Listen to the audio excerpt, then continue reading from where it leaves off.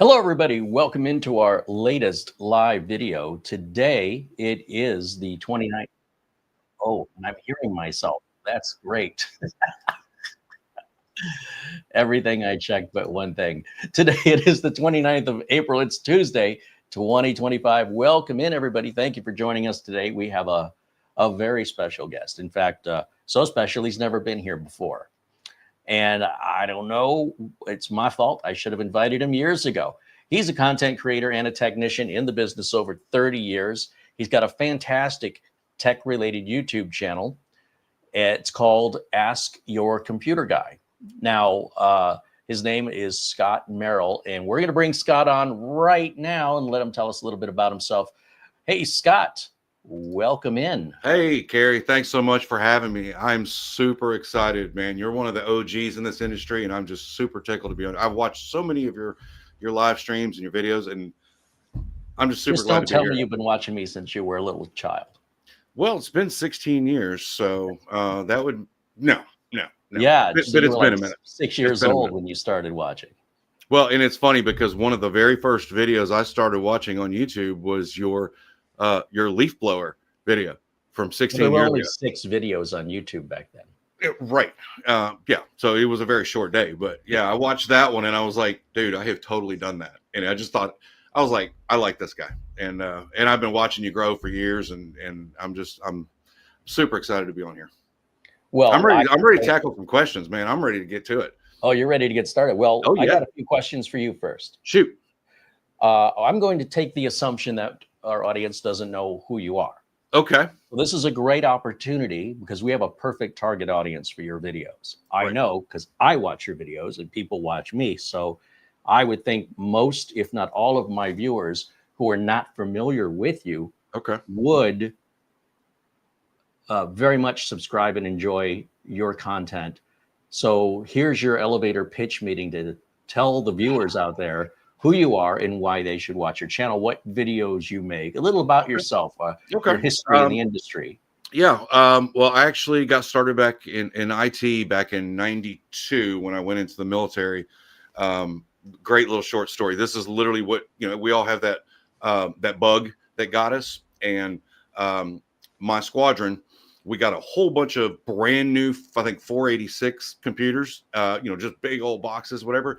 And my boss had them all in a room and said, I need you to set all these up and I'm going to lunch. And I was like, cool. I never really messed with computers at all. So I started opening the boxes, and instead of setting them up, I just kind of took them apart. I was like, I want to know how it works, what it does, all the insides. And he walks in before he walks out of the door, and he just sees all these parts scattered all over the place. And he literally looked at me and he said, white as a ghost. And he said, I need all of this back together and on a desk when I come back to lunch.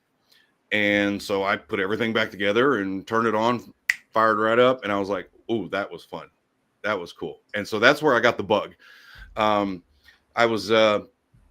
did some electronics training and some intelligence stuff in the military. And that kind of led me down the path of IT and break fix, and that's really been my specialty is finding solutions to common everyday problems. I'm a pretty good troubleshooter, and one job led to another. I learned how to break down laptops and take CRTs apart and replace parts and learn Windows. And I really over time became kind of a Windows. I won't say an expert because that's just none of us are experts, but I became really proficient at troubleshooting Windows problems, and started a business locally here 2008. So I service my local area. And in 2021, I started a YouTube channel on, it was an argument with my son who wanted to have, he was young, 15, 16. He wanted to be the YouTuber with the lights and the cameras and all the fancy schmancy stuff. I didn't really have any designs on being a YouTuber. And I finally got tired of him saying he needed the thousands of dollars worth of equipment to get started. And I'm like, you have to start to be great. You don't have to be great to start. And finally, I just said, you know what? I'm going to start a YouTube channel. I'm going to have 1,000 subscribers before you have one, because I'll film on a potato. I don't care. And so I started, I was doing disassemblies and laptops and this, and I was just filming it all of it. And I just was putting it up on YouTube, and it just kind of went from there. And 5 years later, here I am. Now, to give people an idea, well, first of all, thank you for your service, by the way. You're worth it. And well, no one's ever said that to me before. It's a great Walmart response, because you know sometimes it's awkward, and it's like if you just tell somebody they're worth it, they just go, "Okay, thank you." It works. I've met a guy from Boston, and instead of saying "How you doing?" or "How are you?" he'd say, "Who's better than you?" Oh, I like that. Clever way to get around that. I like that. Tell your mom I said hi. Say hi to your mom for me. Hey, how's your Something mom? like that. Right. Turned into Mark Wahlberg. Right. Well, hey, down here it's how's your mom and them. How's your? It's how's your mom and them. And down south, that's what we say. And how's your mom? How's your mom and them? In other words, your mom and all the other people in the room. And them. How's your mom and them? Yeah, it's like gotcha. Yeah. Took me a while to figure that one out. You know, I'm originally from Detroit. Oh, okay. And in Michigan, we talk very quickly. So we have a question we might ask each other. It's a single word. It's Jeet. Jeet. No, not yet. Jew. No, Jew. You see, nope. Jeet. Did you get Jeet? Jeet. I think that was from a Jeff Foxworthy comedy special. Yeah, I think it was Bill Engvall. He's like, "Do you eat yet? Jeet yet? Nope. Jew? Nope. You want to? I eat." That's how we talk here. That's everybody in this town talks just like that. Do you know what Jeff Foxworthy did before he became a comedian? If you say he was a cable installer, I'm just going to laugh. No. Okay. He worked for IBM as a computer technician. What? Google hey, if this computer thing doesn't work out for us, yeah, I'm just better stay with the computer. Have you heard any of my jokes? You better hope I'm a better computer tech. Yeah. Let's just go with that one.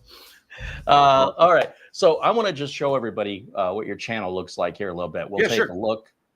Let's jump over to, and by the way, if anybody has any questions for myself or Scott, preferably for Scott, we'll put him to work. Computer related, Windows related questions. Yep. This is your chance. Or if you're, I don't know, you want a social security nerd, I mean, you can ask. Right. Let's go over here. First of all, let me jump over to me. And then let me go over to the YouTube channel and let's take a look together. Yeah, please forgive my horrible thumbnails. I love your thumbnails. I think they're fantastic. Now, one of the things that attracts me to your channel is the subject matter. Right. Oddly enough, it's not cat videos. And so, yeah, and it's getting views. So I'm just looking here on the YouTube channel. You see, I'm just searched for Ask Your Computer Guy if anybody wants to know how to find it. We've got links, of course, in the video notes below the video. And under videos here, you have how many videos? 200. I want to say about 200 and change. This is appearing, isn't it, on my? Yeah, I can see it. Okay. Of your videos, here's a question to really kick things off. Which is your favorite, or are you most proud of, or would you recommend somebody who's never seen your videos? Which video would you tell them to start with? Oh my gosh! Oh, that is you got a lot. You know, probably if you scroll back up just a hair, right there with just a little bit more, how to wipe your hard drive and delete viruses, right there in the second that one. Yeah, and the reason for that is because so many people, and I get this all the time. They think if they get a virus or XYZ, whatever, it's the end of the world, and they will literally want to rush out and buy a new computer. And I tell them, I say, hey, look, if you have a good backup, that's really, and you were talking about this in your stream the other day. I was like, the backup is critical. It doesn't matter what else you got going on. That little box is stupid. It doesn't know anything. All it knows is it holds data. And if you back up your stuff, you can 100% wipe a hard drive and have it basically brand new for free. And, and like I said, most of my content is geared towards novice users. I don't want to say there's other words to use, but novice users, people who are kind of know enough to be dangerous. And I'm just trying to educate them that a blue screen of death or a clicking hard drive or whatever isn't the end of the world. That's actually one of my favorite videos. And that's the one that I share with people the most when they're like, I've got this problem, I got this problem, I got this problem. They rattle off 700 things. I downloaded some Steam thing and off of a torrent site, and now I got viruses. I'm like, just wipe it. Start over, wipe it. And it's not my biggest video as far as views, but it's probably the one that I point people to the most. And then if they just follow the instructions step by step, they're back up and running in just a few minutes. So that's probably my favorite. Yeah, I'm on the fence about this. We're going to disagree a little bit on some things. I'm fine with that. As long as you agree that I'm right. I set you up. You answered my question earnestly. And now I'm going to say there are extremes. Like I had a client who anytime he had the slightest, littlest problem would wipe and reinstall. No, I don't agree with that. Okay. And he would reinstall excessively, like at least 2-3 times a month. Well, but if it worked for him. Until it didn't, because his activation stopped working. And then he started accusing me of, I thought you said Windows could be activated unlimited times. So I said, well, show me in the end user, the license agreement where it says how many activations you can have. You're clearly activating it so much they think it's been pirated online. Okay. And they don't say what that number is. It's like, how do they figure out your credit score? I don't know. And big argument ensued. Like he thought I owed him a replacement product key because of this. I can see that happening. I mean, there's been machines that I've reinstalled Windows on 100 times, and I guess I've never dealt with that, but I could certainly see from Microsoft's standpoint where it looks like that key may be out, out in the open. But I've also never seen Microsoft react or deactivate a key that quickly. If you've ever seen anybody get Microsoft off or Windows off a torrent site or an activator, sometimes those things last for a year before they're flagged. So, but it wouldn't surprise me. It wouldn't surprise me at all. I mean, Microsoft sometimes surprises us all, right? Well, let me ask you this. Shoot. When you say, let's make it fair, because there are times when I absolutely agree, wipe and reinstall. Right. But at what point would you say it's excessive? Like how often should somebody be wiping and reinstalling as a solution? Well, I think too many people, like the guy you're talking about, uses that as the fix. And that's the nuclear option. You don't need to do that. Especially, if you go in and you figure out where the processes are running, uninstalled software, things that are it depends on what the problem is. And most of the time it's user behavior that's causing the problem. So I'd really rather isolate what the problem is, especially if it's repetitive, and then try to say, okay, here's where all your problems are starting. And it's right here behind the keyboard. So let's change the behavior and see if you get different results. I don't think the nuclear option makes sense. Now there will be some times, like if I'm working on a client machine, for example, and I've got an issue where no matter what I do, I'm spending way more time fixing it than it really is worth to me. But I'm going to always try to fix it because I prefer to leave the customizations. I don't want them to have to start all over and reinstall printers and all that other crap. I prefer it working like it's supposed to. But again, it's every PC is different. Every user is different. So I try to evaluate where the problem is coming from, eliminate anything obvious, and then kind of go from there. I don't believe in one solution for all, which, and that's one of the reasons I was enjoying your stream the other day. Because my first thought was, there was a couple times I was watching your stream and I was like, well, I would have probably just done XYZ, but I said, like that, the driver, the missing driver, that was the thing. And I was like, my way isn't the best way. And like you said in the stream, it's like sometimes this isn't necessarily what's good for everybody. That wasn't even good for me that day. Man, I'm telling you what, I'm not gonna lie, I might have started drinking tequila when you started chasing drivers. That's probably what I should have done. Well, and and it was interesting because you mentioned specifically in that video about third-party driver software, which I'm not one of those people that say go get these driver updater programs. There is one specific, I won't mention it here, but there is one specific that I have mentioned in my videos only because for situations exactly like that, where there is just one driver that you pull the hardware ID, it's basically like Sanskrit. It's not telling you anything. And so it's like, it sounds working, Ethernet's working, Wi-Fi's working, video's working. What is that thing that isn't working? And it may be 6 months down the road where they try to do X, Y, Z before you figure out that that was the problem. And I'm certainly not going to give it back to them with a missing driver, but it's like this program goes in and says, boom, there's the driver, downloads it, installs it, and then I uninstall the program and then back up all their drivers. And then, so that's an example of where I would have done it a little different just for time saving purposes. But I do appreciate watching the process, because from my end, it's pretty interesting to see somebody else's process from start to finish. I thought that was really cool. Well, I appreciate that. And Mr. Sam here in the chat says, I always use the vendor's driver updater like HP Images. Well, we tried that. There was no website for this manufacturer. Right. Or it kept trying to reinstall the same driver. Right. Well, and the other thing was, when I do my videos, and if you, I'm not in a hurry. So it's not about time saving necessarily. Right. Usually it's about the process of learning. And so what I was trying to do in that video was to prove my words. Like anybody can write anything on Reddit under a false name. I got a real name, and when I'm gonna walk the walk, not just talk the talk. And I'm gonna show you why third-party driver updaters aren't necessary. And yes, there are easier ways to do it. Right. Now, I've never had that particular issue in the device manager before. I promise you I will never have that problem again, because it's stuck with me. So now I know if I see something, it might be, see, I've learned this now, the SMIO driver, and now I know to watch for the HID event filter. Right. Those are easy things. They're easy.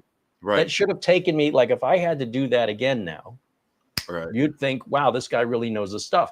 But that's, if I leave it to a third-party driver manager, I may not notice with the driver. I'll just see the device manager has an unknown device, and then it's gone. Well, where did it go? What is it? I never know.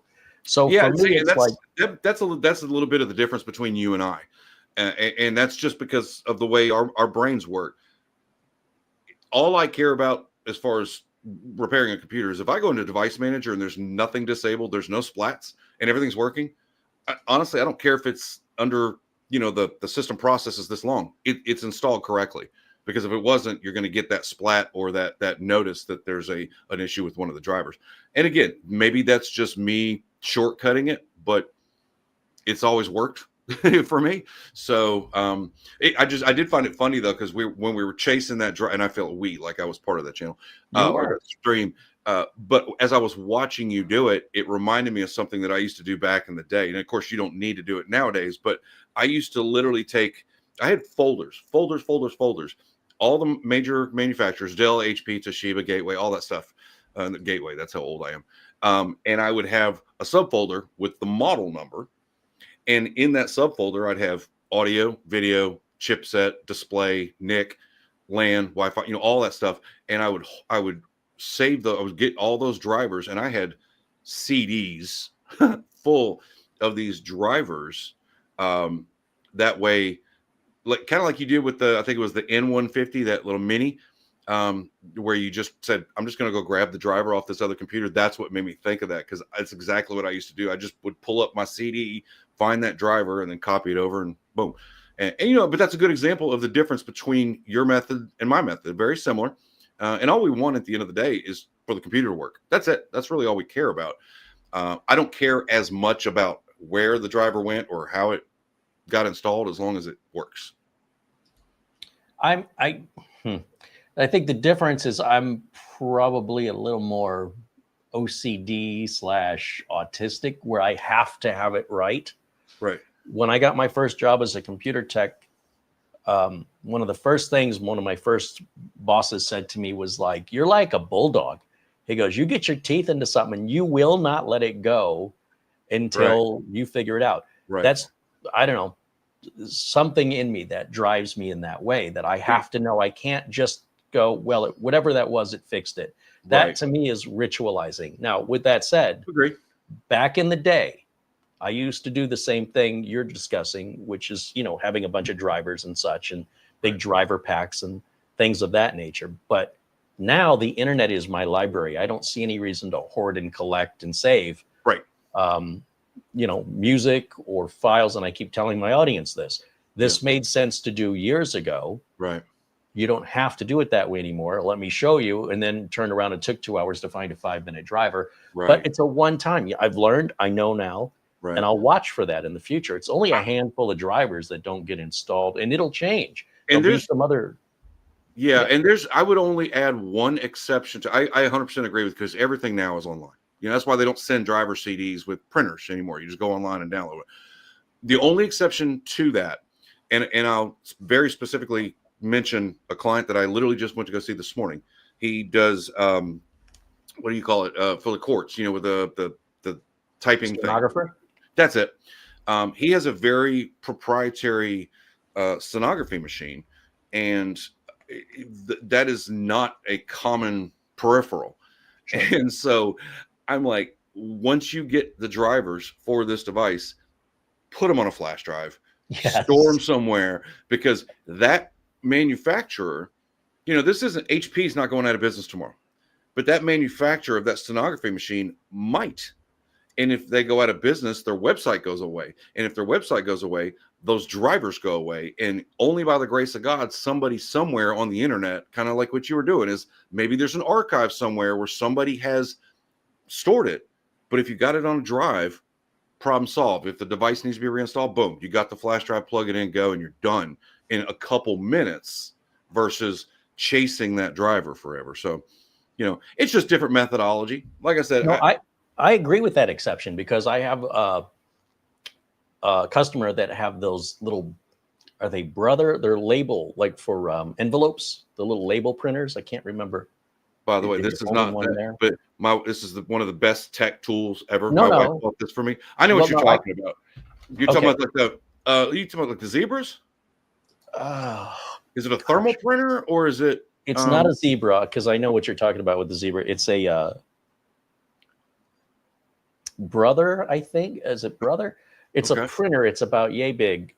Okay. And it can print out, those wide labels that go on big envelopes. Okay. They can print it out, and then they peel it off, and then they slap it on. I got you. Definitely proprietary hardware for sure. And it has Dymo. I think CB got it. I think you're talking about Dymo. That sounds right. It could be. Yeah. And then they have a piece of software that's kind of proprietary to that, where they have they spent time with their templates and fonts and their. Right. And so I back up that software. Right. And I'm not sure if I need the printer drivers or not, but the customers tend to hold on to printers for 2,700 years.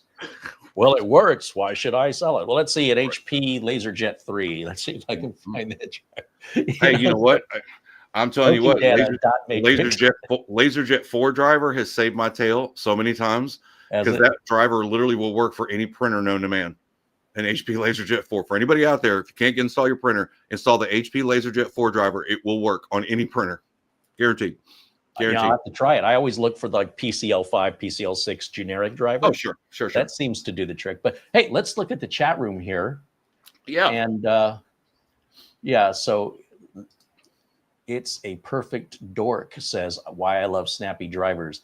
So snappy drivers is what I used back the last third-party utility, but it's massive. It's like a 3 gig, torrent download, and then to keep one of those updated, driver packages that I think it was called Driver Pack back in the day. Yeah, this is like one that you did on the stream, where you download and it just let Device Manager figure out what is what, but you had to download the whole driver archive basically and keep it updated. It's too much work. I'd rather just go get it. Right. Let's see. Looking back, interesting. My first PC was a Micron back in '95. Wow. That's Micron. He's OG too, man.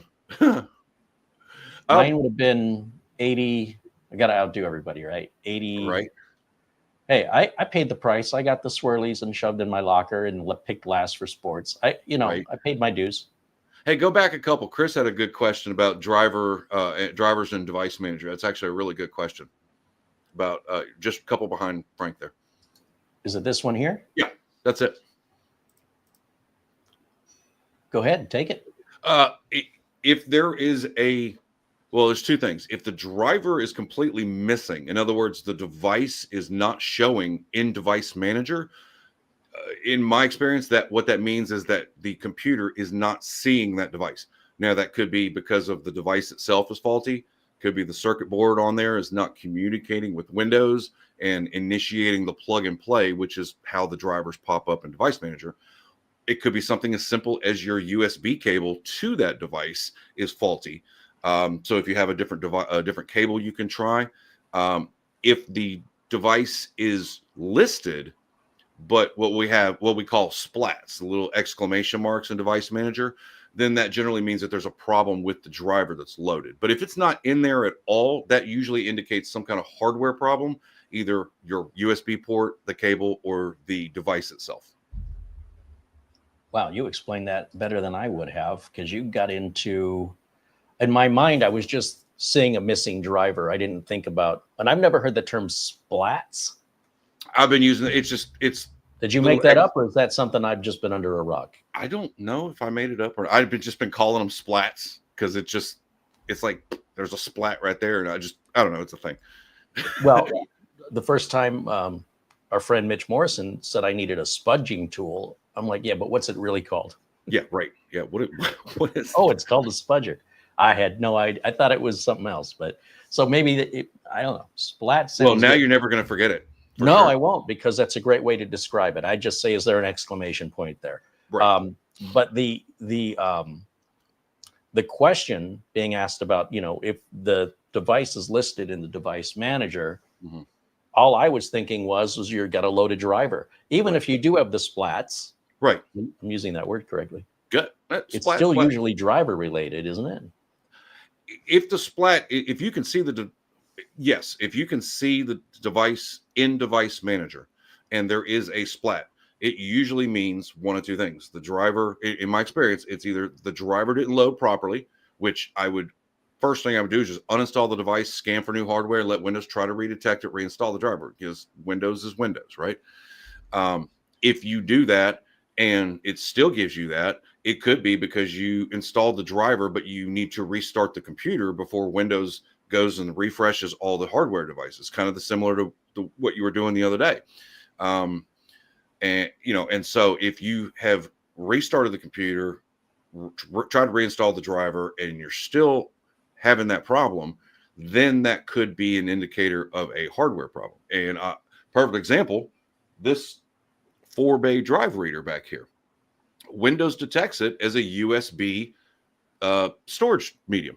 But there's a very specific, I don't even remember what it's called. I've literally got the bookmark where I can go download the driver again. But as soon as I go and install that specific driver, and it has nothing to do with the brand or anything else, it's just the technology. For some reason, it only works after I've installed that driver. And that's a perfect example of where it will show up in Device Manager. I cannot see those drives in Windows file system until that driver is installed, and then boom, they all pop up just like I plugged in 4 flash drives. So the one thing I can say is that it's not always software and it's not always hardware. And part of what I do, part of what you do is, okay, let's eliminate one. If I can eliminate the software, I go plug it in over here and it works. Now we know the device works. Now we have to say, why is this Windows installation not recognizing the device that I know works because I just plugged it in over here? And that's all I do, is just eliminate all the other possibilities until there's only one left. Yeah, that's what I think we all do that. Process of elimination, a little Sherlock Holmes action there. Right. And thank you, Chris, for asking the question. Also, we see Mike's unboxing reviews and how to. He also does videos similar to us out there in the UK. And Doug Betts had stopped in and said hello. And my goal is to get all 4 of us on together. So this is the warm-up. Okay. See if we scare you away and you never want to come back. Well, as long as your audience doesn't mind me being on here and I don't scare them all away, or they say, no, anybody but him, we're good. Yeah, absolutely.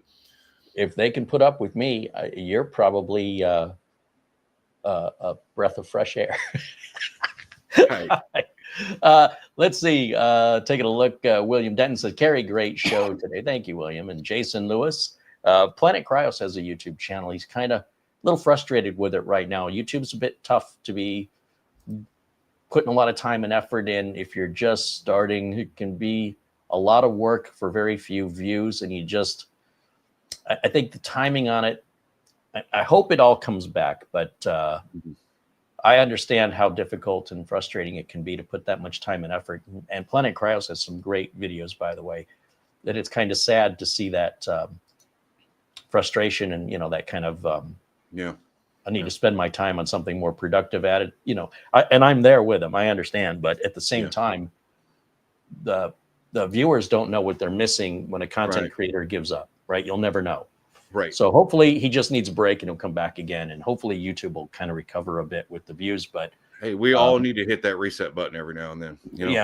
All of us. I don't know how you do it. I don't know how you're Superman. I mean, I don't know how you stand up and talk for 4 or 5 hours. And I'm like, I have the bladder of a kitten. The pause button on record is like the best thing in the world. I'm like, I purposefully went without coffee most of the day today because I'm like, I'm going to spend 2 hours with Carey, and I guarantee I'm going to pee 3 times. And listen, if you have to take a break, you let me know, and I can go. I can do this right here. I will, and then we can just. I can talk and talk and talk, and then when you come back, no one will even know you were gone. Chris brought up an interesting point. Splat is a Southern word. Is it? I'm from the South, so I didn't really know that, but yeah, and then. I had the splats, put some liver salts, cleared it up. Your people, boy, they have some. Not only are they funny, we often have some very tech savvy folks here in the chat that provide me answers all the time, as well as each other. It's really cool. It's really cool to learn from each other. Yeah. And what's great is the way that it's presented. Like the difficulty that I have with some of the community on the internet or on YouTube. Is this punishment of correction, like their enforcement, not a gentle correction, like, hey, have you considered maybe trying this instead of you're an idiot because you didn't. You're an idiot, and anybody watching this moron should get off of you. Oh my God. It's so funny because I wanted to talk to you at some point during this conversation about the Linux thing.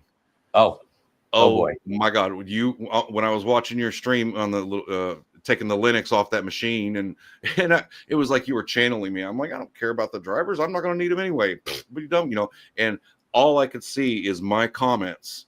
It's, hey, you know what would work even better than this? Installing Linux. Okay, sure. But the Linux thing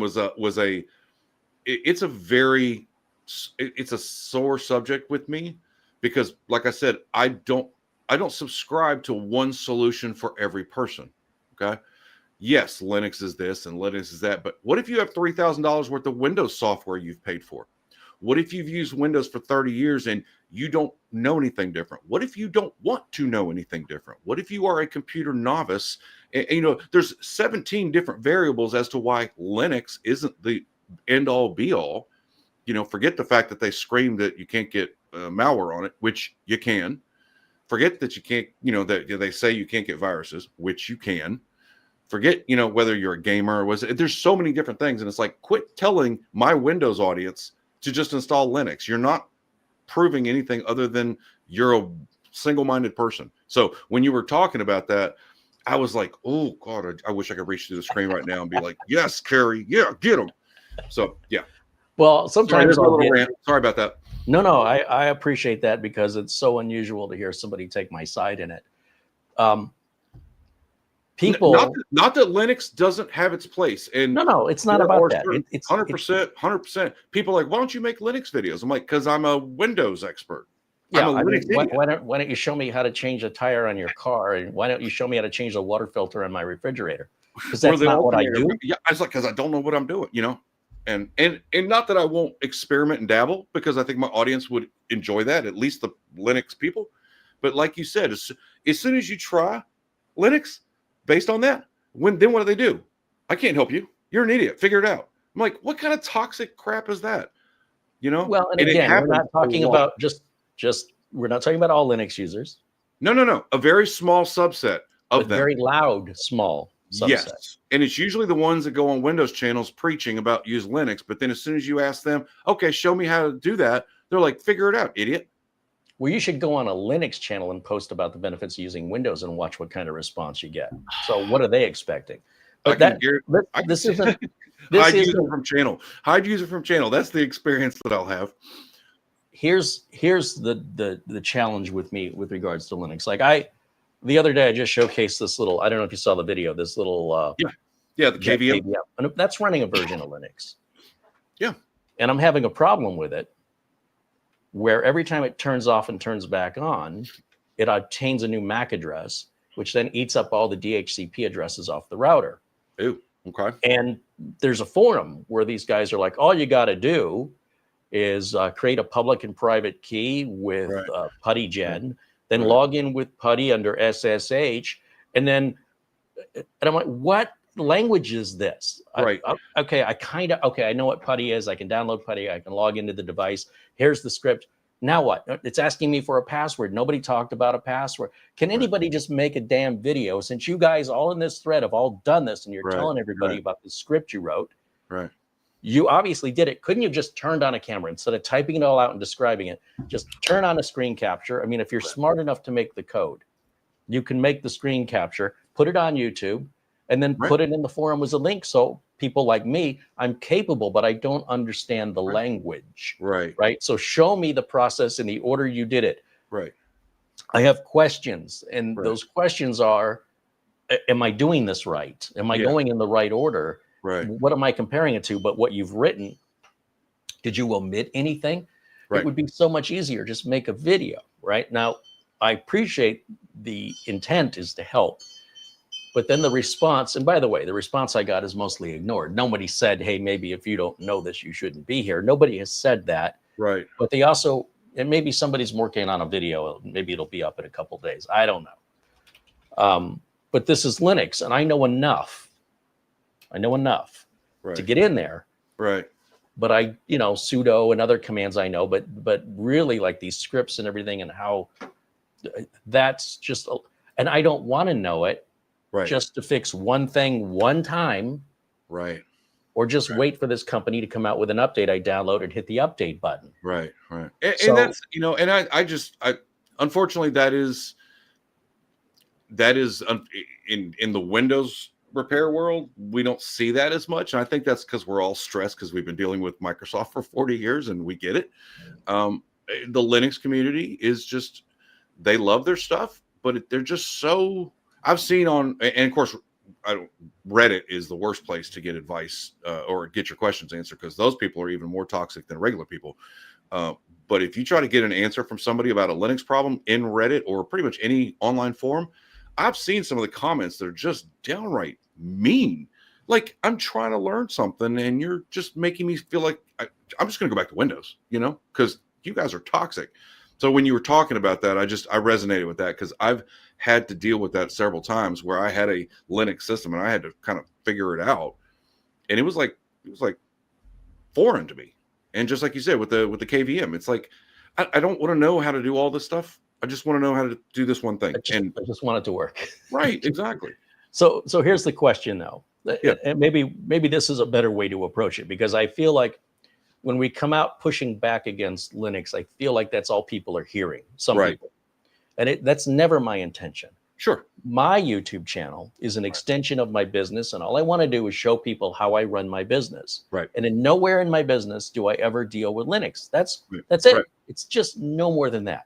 If I can make money, if I had multiple clients, not just one, that made it worth learning this operating system inside and out and all the different flavors within, then it'd be worth it. Yes. Yeah. But just to sit around nobody has and a do Linux it for shop. fun, I have things to do. I don't. So people take it like personally. So let me ask you. Yeah. Your YouTube channel. Yeah. Is that an extension of your business? Which came first? The computer business came first. I started that in 2008. I started my channel in 2021. But yeah, no, I mean, basically, and it's interesting because my first probably 50, 60 videos. You don't even see them on my channel. They were disassembly videos because I was just taking let's, for example, replacing a LCD for a Dell laptop, and I would show the process of disassembling. How do you do it properly? Disassembling the screen, do this, blah, blah, blah, pull out the pins, blah, blah, blah, and put it back on, test it. Once tested, fire it back up. And I would make those videos, but my audience was, they came in to find out what they needed, and then they left. They didn't subscribe, or they didn't, and I decided, let me take a different approach and let me make my channel about the things that I get asked every day, or people out there who don't have a computer guy, and there's a lot of rural people who don't know anybody, or there's no Best Buy or no Geek Squad or anything like that anywhere near them. And they have, I always use Farmer Joe. He's out there. He just wants to count his crops. He just wants his laptop to work so he can inventory his stuff. And he doesn't want to know about all the stuff. He doesn't want to know how it works. He just wants it to work. That's my guy. That's my target audience. So I took all those videos down, unlisted them all, and just started making videos about the basics. If you are a novice user, or enough to be dangerous, or you just like learning new stuff, my channel is where you want to be, because I just try to put all my 35 years of knowledge on paper, so to speak. And it kind of worked out. So now you mentioned starting a business in 2008, was it? Yeah. And how many customers have asked you questions about Linux? Approximately. Since 2008. Ever since you started your business, how often has a Linux job or question? Okay. So to answer your question, asked me about Linux 0 times. That's my point. That's my point. So if I had one Linux machine and I said, I can't help you, but I can wipe this and put Windows on it like it originally came with. And he's like, that's good, because I don't understand whatever this other tech did. He put Linux on it. And then abandoned him, apparently. And then abandoned him. No support whatsoever. Just, here, this is going to work, blah, blah, blah. Good luck. And I said, well, first of all, this machine came with Windows, and I can put Windows back on it, and problem solved. But yeah, nobody has ever asked me about Linux outside of the channel. Of course, they all, hey, what do you think of Linux? I'm like, well, that works for you. I'm not gonna shoot it down. It's a great OS. It's just not what I do. I couldn't make any money. Well, that's why I don't do it. But here's the thing. I could not fill my gas tank with the Linux work. Yes. I mean, you could, if you could find the work. Yeah. Okay. So where the misinterpretation, I believe, is happening, and you gave a perfect example. Customers got Linux on the machine. You say, I don't do Linux. It's just not my thing. I don't know anything about it. Mm-hmm. If you let me put Windows on there, I can be your computer guy forever. But if you want to keep Linux on here, maybe I can refer you to somebody else. Yeah. But I want to make sure you have a good experience, and I want to make sure you're happy with me. And I don't know anything about that. And I don't have enough customers to justify me learning that. I'm not going to learn it just for you. Right. Right. And it's nothing against Linux. I say the same thing for Mac users. Do you work on? You took the words right out of my mouth. I have the smartest thing I did was find somebody in my local area who is a Mac expert. And every time a client will reach out and say, I've got this, this, and this, it's got Mac, it's a MacBook Pro. And I'm like, stop, time out. Let me give you the number of my trusted guy who I've told him, I said, if it's a Mac job, I'm giving it to you. I don't care. I don't want any kickback. I don't need any money. All I want you to do is take care of them the way I would take care of them if it was a Windows customer. You take care of them, I'm going to continue to send you business. And I'm fine with that. Makes me look good, helps him out, helps the customer. Everybody wins, right? But same thing. I don't want to learn Mac. I don't. And if I had an equal distribution of PC and Mac, yeah, sure, maybe. But I don't. And Windows has such a huge market share. That's generally what you're going to see is PCs. So go where the money's at. That's the way I look at it. Well, it's not like I have a choice. Right. If the bills are due, there's only so many hours in a day, and I'm my only employee. If I am working, I don't have time to study anything. And if I'm studying, I'm not making any money. And if I made enough money, let's say we're 2 weeks into the month, and I've made enough money in those 2 weeks. Right. that I don't have to worry about paying the bills that month. There's a Right. month after that I need to start prepping for now, Right. so I don't have to work. It'd be nice to have a little nest egg. Now, Right. if that nest egg ever gets so big that I can sit around and expand my business Right. through some investment of my time, whether I'm learning a specialty piece of software Right. for, dentists here use a software called Dentrix. Right. I could become, my time could be worth a lot more if I want to be a specialist at Right. Dentrix. And Right. then anytime the Dentrix Corporation needs a local tech for any of their They're gonna dentists call- in the 50 right. United States, Carey's our guy. Right. 100%. they could refer me. I don't even have to Right. do the marketing. They could do Right. it for me. Right. Well, one of the I don't advantages wanna- that one advantage that we have is that there are so many problems with Windows, just like that driver from hell. We don't have to learn anything new. Windows is going to continually break and give us new things to figure out. So, I spend all my spare time learning. I watch other tech YouTubers. I want to learn every day, and I've been doing this 35 years, and I still learn because I have to stay sharp. And somebody says, perfect example. I think there was a question here, or somebody mentioned about Linux. And we were talking about Linux. Most everybody uses Linux already. They just don't know it. They go to Google. They go to Facebook. They have an iPhone. They have a car with autoplay. You are using Linux, and I think that's where some of those Linux rabid folks are coming from. It's like Linux runs the world, yes, but it doesn't run the personal computer market, and that's where my business is. So anyway, yeah, it's same thing. It's like if I had a crazy month and I was like, you know what, let me go get a MacBook. Let me learn Mac because there's enough Mac business probably. But you go with what you know, and honestly, I don't want to be that guy who knows. He's an expert in 6 different things. I'd rather be an expert in one thing. And for me, if I've got the bills covered for the month, I'd like to take a few days off. That's that a so wrong? vacation. Yeah, I mean, really, Not even vacation. Unplug. I'm talking staycation. Just look, we're self-employed. Right. We don't clock in, we don't clock out. Right. We're on the clock from the moment we wake up until the moment we go to bed. We've got billing, we've got payables, we've got the actual work. We've got to do the marketing. We've got to do the, stay up with things. Right. For me, right. What saved my bacon was being a managed service provider and telling my small business clients, right. I'll lower your rate and I'll fix it at this much per month based on you guys use an average of 5 hours a month. Right. So instead of 125 an hour, I'll charge you 100 an hour so long as you pay 3 months. Right. And we'll call it a retainer. Right. Now, some people say I'm going to take the hours out of that retainer. I don't. I go, look, I know some months you're going to only need an hour. Some months you're going to need 7. At the end of the year, we'll average it out. If we're still okay, I'm going to never raise your rate. As long as your needs don't go up. Like if you start growing your business and I've got more computers to maintain, we're going to renegotiate. But you stay with me, you keep that retainer. Let's say it's $500 a month for a small company. I'll do your backups. I'll make sure your antivirus. I'll provide your antivirus, make sure it's up to date. I'll make sure that Windows is updated on all the machines. BIOSes are updated. Temp files are deleted. And you won't have we'll reduce the odds if you have a problem. Right. Now, that gives me a regular income. I just tell them straight up. The reason I want to do this is I want to be able to rely on that income. Right. So $1,500 every 3 months, 4 times a year. Right. So here's your retainer.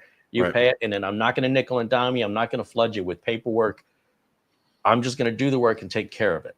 Yeah. So then I run into the customer that says, what am I paying you for? This one, you must have a story about this. Because if everything's working, why are we paying you? Right. And if nothing's working, why are we paying you? Right. What do you do for us? Nothing. We haven't had any problems in 10 years. I feel like we don't see you. You don't come in the office. Right. We're paying you. We don't see you. As far as I can tell, you don't do anything. And I say to the client, how much data have you lost in the last 10 years? Right. None. How much downtime have you had? None. I go, well, do you think that just would have happened on its own? Right. And he says, well, what would happen if we stopped paying you? And I said, well, do you change the oil in your car? You take your car in, it's working perfectly fine. They take it in the back, at least at a dealership. You never see it. They Right. bring it back. Supposedly they change the oil. You pay them money and you get in the car that was working fine before. It's still working exactly Right. the same. Right. Why did you do it? Yeah. Now, what happens if you stop doing that? Right. Might be fine for years, Right. might not. I don't know. Right. Until it's definitely not, then it's definitely a problem. If But you know you what? had And that's a great way to build loyalty too in a local with your local business. If these people that you are servicing as a managed service provider, if you are taking care of them and they just, I mean, similar to me, I don't do what you do as far as managed service. I just do one-offs when I get them. But I've got people that something they can't even remember my name because it's been that long. It's just computer guy, and I'm fine with that. But if you do your job right, you take care of the equipment, very much like what you were talking about doing, is when you do see them or they randomly call you and you answer and you're like, "Hey, Steve," and they're like, "How'd you remember me? I saw you 5 years ago." That's how you build that loyalty in the business. And like you said, you do it right. They may never see you, but doesn't mean it doesn't come with a price. If you do well, yes. And they hopefully, like the clients I have now, they're aware of it. They Right. are aware. We're never having problems. Carey's our guy. Right. And whenever they're talking with other people in their industry and that comes up, they go, "Oh, our guy." Right. We don't, "Oh, you're having computer problems?" We don't have computer problems. We use this guy. "Oh, can I have his number?" That saves a lot of knocking on doors and Advertising is the worst. Marketing and advertising. and I'm not good at it. I'm not. I'm not either. Thankfully, 99.6% of my business, that's just a rough estimate, comes from word of mouth. I don't take, unless, generally, if you refer me, I'm going to take care of them, especially on the first visit or whatever. But yeah, I don't advertise. I used to, but I didn't need to anymore. Because once word gets out that you do a good job, do a bad job once. Watch what happens. Oh my God. Yeah, it's definitely not Wow. a fair and equal playing field on that. Right. Just read Yelp reviews. You'll often find more negative ones than positive, or your Amazon review. Oh my God. Yeah, no, absolutely. Absolutely. We got any more questions? Well, thank you for asking. Let's take a look in the chat first and see if we're missing. Listen, guys, if you're watching at home, you're watching live, we'd love to hear from you. This is a great opportunity for you to speak with us. We'd love to hear from you. We love doing live. Well, I love doing live interaction. And we're warming Scott up to the idea. You don't do live videos, do you, Scott? It's funny because we talked before about StreamYard, about going on live here, and I had done, I don't know, probably a couple of years ago, I did 3 live streams, I think, and they were, they were lives. I mean, they weren't the greatest quality because I didn't have the lighting and the camera and all that, but I had something to say and tips to share, and I was like, okay, I'll just do this and see what all this live streaming thing is all about. And one of them, which is ironic, one of them went like almost 3 hours. And I thought at the time, I was like, good God, who's going to watch me for 3 hours? And then I find your channel and I'm like, a bunch of people, so, but yeah, actually I've been wanting to get back into live streaming.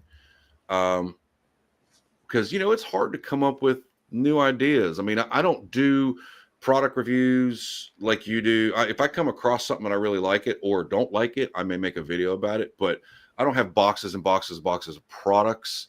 Occasionally I'll do that. Do what? Do you want any? No, believe me, you mentioned earlier about like sponsors. I have a whole folder. It's just sponsor emails that I haven't even gotten to yet. Yeah. That, they want to send me LED garden gnomes. Thanks. That's not what my people are interested in, or socks, but there's a lot of them are tech products, but they like, AI photo manipulating software. Okay. It's not my audience. It's kind of my audience, but if you say, hey, I did one about the Ace Magic, X15 laptop a year ago, 2 years ago, they sent it to me and I was like, let me check it out. Because it was under $300. And I thought my people would love a brand spanking new computer under $300 that their computer guy said, hey, this is a good machine. So in situations like that, I'll do it. But I wanted to get back into live streaming. But like I said, I have the bladder of a kitten. So that would I'd have to have the whole BRB thing the whole time, every 5 minutes. We'll talk. So anyway, what we got here? We have a question from Martin Hogg. Martin wants to know, I see that Google Chrome OS Flex has appeared as a suggested alternative to Windows 10. Have any of you guys tried it with older hardware or have views on this? My experience with Chrome OS is very limited. I've heard that it's not super compatible with older hardware. I don't know if that's true or not. One advantage to the Chrome, if I'm not mistaken, you have your apps kind of like with Microsoft Windows S mode. You're kind of limited to what's in the store. So it is a little safer as far as keeping grandma from accidentally clicking on something. But I honestly haven't seen enough of them to really. Usually when I see them, it's because they're broken and they don't work at all, and I just end up throwing them in a pile. As far as like working on them or good bad versus Windows 10, I really that's not my area. Well, for me, I hear a question like that, and what I'm hearing, because I like to use common analogies. Mm-hmm. I've got this old 8-cylinder car. Mm-hmm. And the head gasket's gone on the left side of the engine. Is there a way I can disable the left side and just keep the right side going? Because there's nothing. Well, the car's not going to run as well. Right. And how bad is it? Like, in other words, financially, how tough off is it for you when a brand new mini PC, brand new with a warranty and Windows 11 compatible pre-installed is $120? Because if that machine that we're talking about putting Chrome OS Flex on is that old, even these budget $120, $130 N100s, N97, N150 based, even Ryzen 3 based mini PCs will smoke it in performance, use less power. So you don't want to spend any money on a new computer, but you will spend more to the power company to run the old one. Right. I don't get it. The logic, now, it doesn't compute. If computers were still expensive like they used to be. Right. But you're talking 800 versus 200. That's a whole different animal. Well, and people say, well, I care about the ecology. I don't want it to go in the landfill. It's going in the landfill. The only question is when. Right. You bought it. All these manufacturers, Microsoft is gonna have millions of computers going in the landfill. First of all, no one's forcing people to get rid of their computer. Right. Secondly, everything you bought is going in the landfill. Everything you've ever bought in your life. It's true. Stop putting it on the manufacturers. If you care that much about it, stop buying it. So I try and twist it to put a mirror in front of what people are complaining about and say, you're the problem and the solution, not them. Well, companies are making things unrepairable. No, customers are buying things unrepairable because they're cheaper. They get more for their money. Right. Companies aren't dictating this. You are. If you're against it, stop buying it. Spend more for the modular stuff. Right. So we go around in these circles where there's all this blame pointing and victimization. Right. Now, I think we're both Gen Xers, aren't we? Generation X? Oh, yeah. So I think we were born in a time. Hence all the satire and snark when we talk. Has there been any? I haven't even noticed. Oh, yeah. Well, that ladies and gentlemen, CareyHolzman. Right here. Here you go. I think we're unique. We're a unique generation where we were sort of left our own. Devices, unsupervised. We became. Parents kicked us out the door and said, "Come in when the street lights come on," and they don't care where we could have been robbing cars, jumping bridges, as long as we weren't dead. And there were no cameras recording us. There were no cell phones tracking us. We had this freedom. We drank out of the hose. Water and neglect. Swim in the dirty river. We did all that stuff. So yeah, and here we are. We're the survivors. Not all of us made it. That's what happened to the people they're not with us anymore. That's true. It's tough. Only the survivors are still here. All right. So when I hear people pointing blame at others, I just know the way I was raised. Right. Where the problem isn't what is it when you point a finger, you've got 3 other fingers pointing back at you. Right. That's how I was raised. So anyway, I feel like a voice of reason and pragmatism, practicalism, instead of I want to overclock my CPU. You see how my cooler's on fire? Is that good that the cooler's on fire? Is that a custom animation that you loaded into that, or is that out of the box like that? Because it's a little creepy and a little cool at the same time. I've slept since then, so I can't remember. Okay. And it's got I another know one. sometimes they have like the little animated things that you can like update the software and boom, it pops up a new. It's just basically an LED screen. Is all it is, right? Might be part of the thermal take software, or Okay. it's an animated GIF I downloaded. Are you Either a way. GIF or a GIF guy? You know, okay. So hang on. I gotta work. Hang on a second. He's got to get ready for this. This is so funny. Hey, hold please. All right, I'm gonna go full screen until you're back. So look, here's the way I see it. The guy who created it says it's pronounced GIF. Okay. That would be like you spell your name SCOTT, but you say it's pronounced soot. I'm Would back. I correct you and what your name is? I mean, who am I to tell you Shardae's name is SADE? Yeah, there's no R's in it. So But if here's the creator of so, GIF says it's pronounced GIF, who am I to say he's wrong? you are exactly right. Oh, I like you. Just 100% you're right. Because the reason I know this is because this is part of the thumbnail that I've been working on for a video. Is it GIF or is it GIF? And there's been a lot. And again, you go down Reddit land and oh my God, people are like, there's some people that are like more angry about this than anything else in the world. It's like, is it you like, they'll be like, well, scuba, if you pronounce it out phonetically. And I'm like,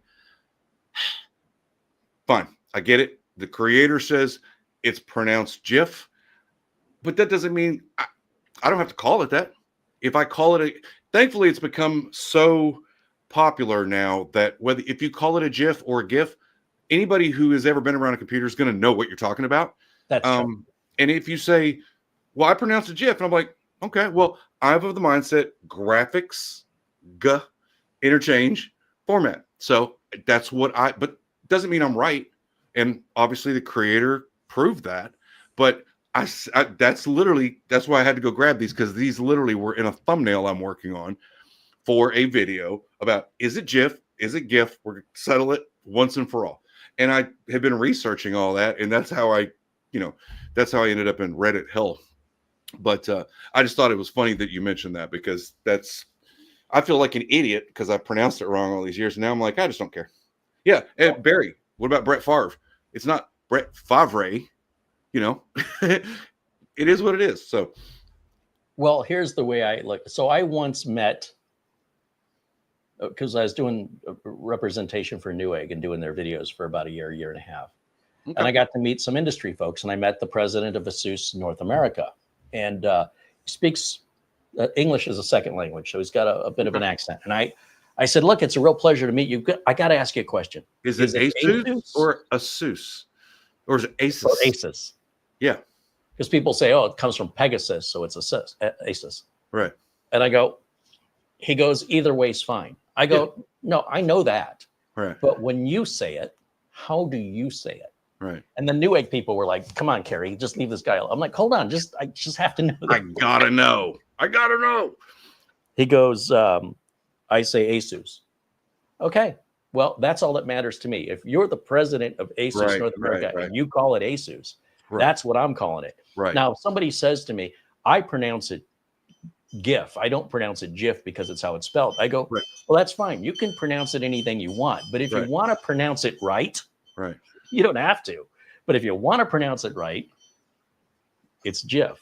But I don't care if you want to pronounce it right or not. And honestly, I don't correct people. Yeah. But when I use it, I set the example. Right.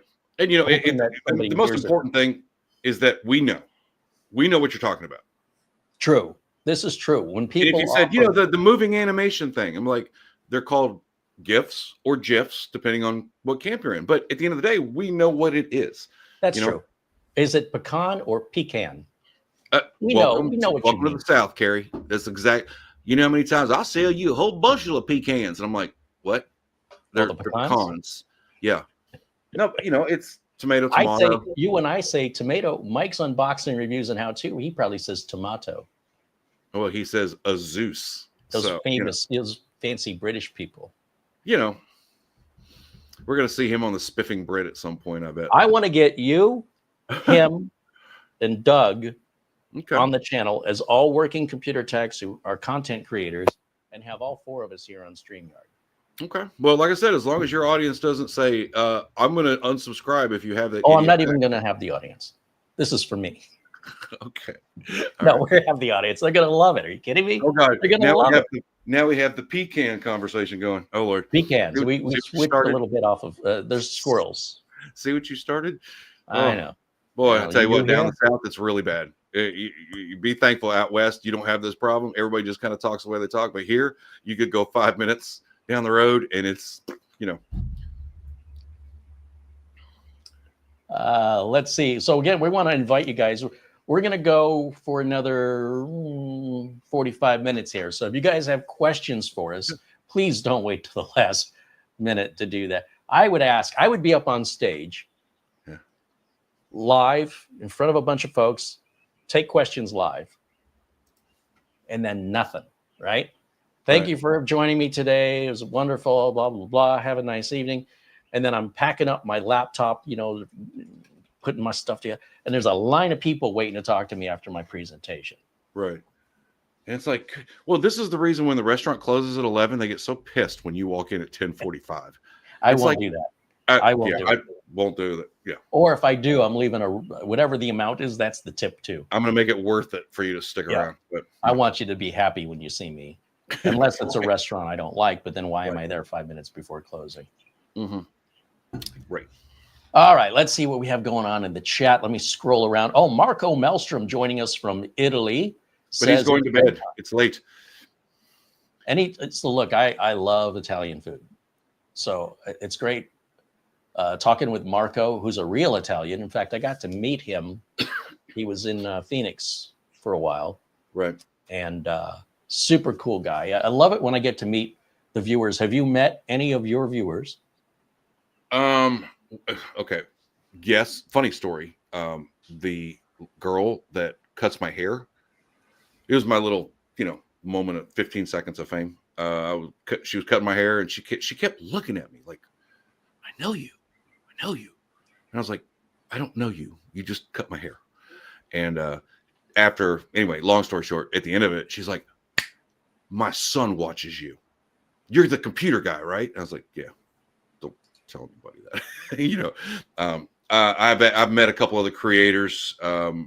Thankfully, thankfully I'm not Mr. Beast, so I never have to worry about going to Walmart. I'm not going to get attacked or anything.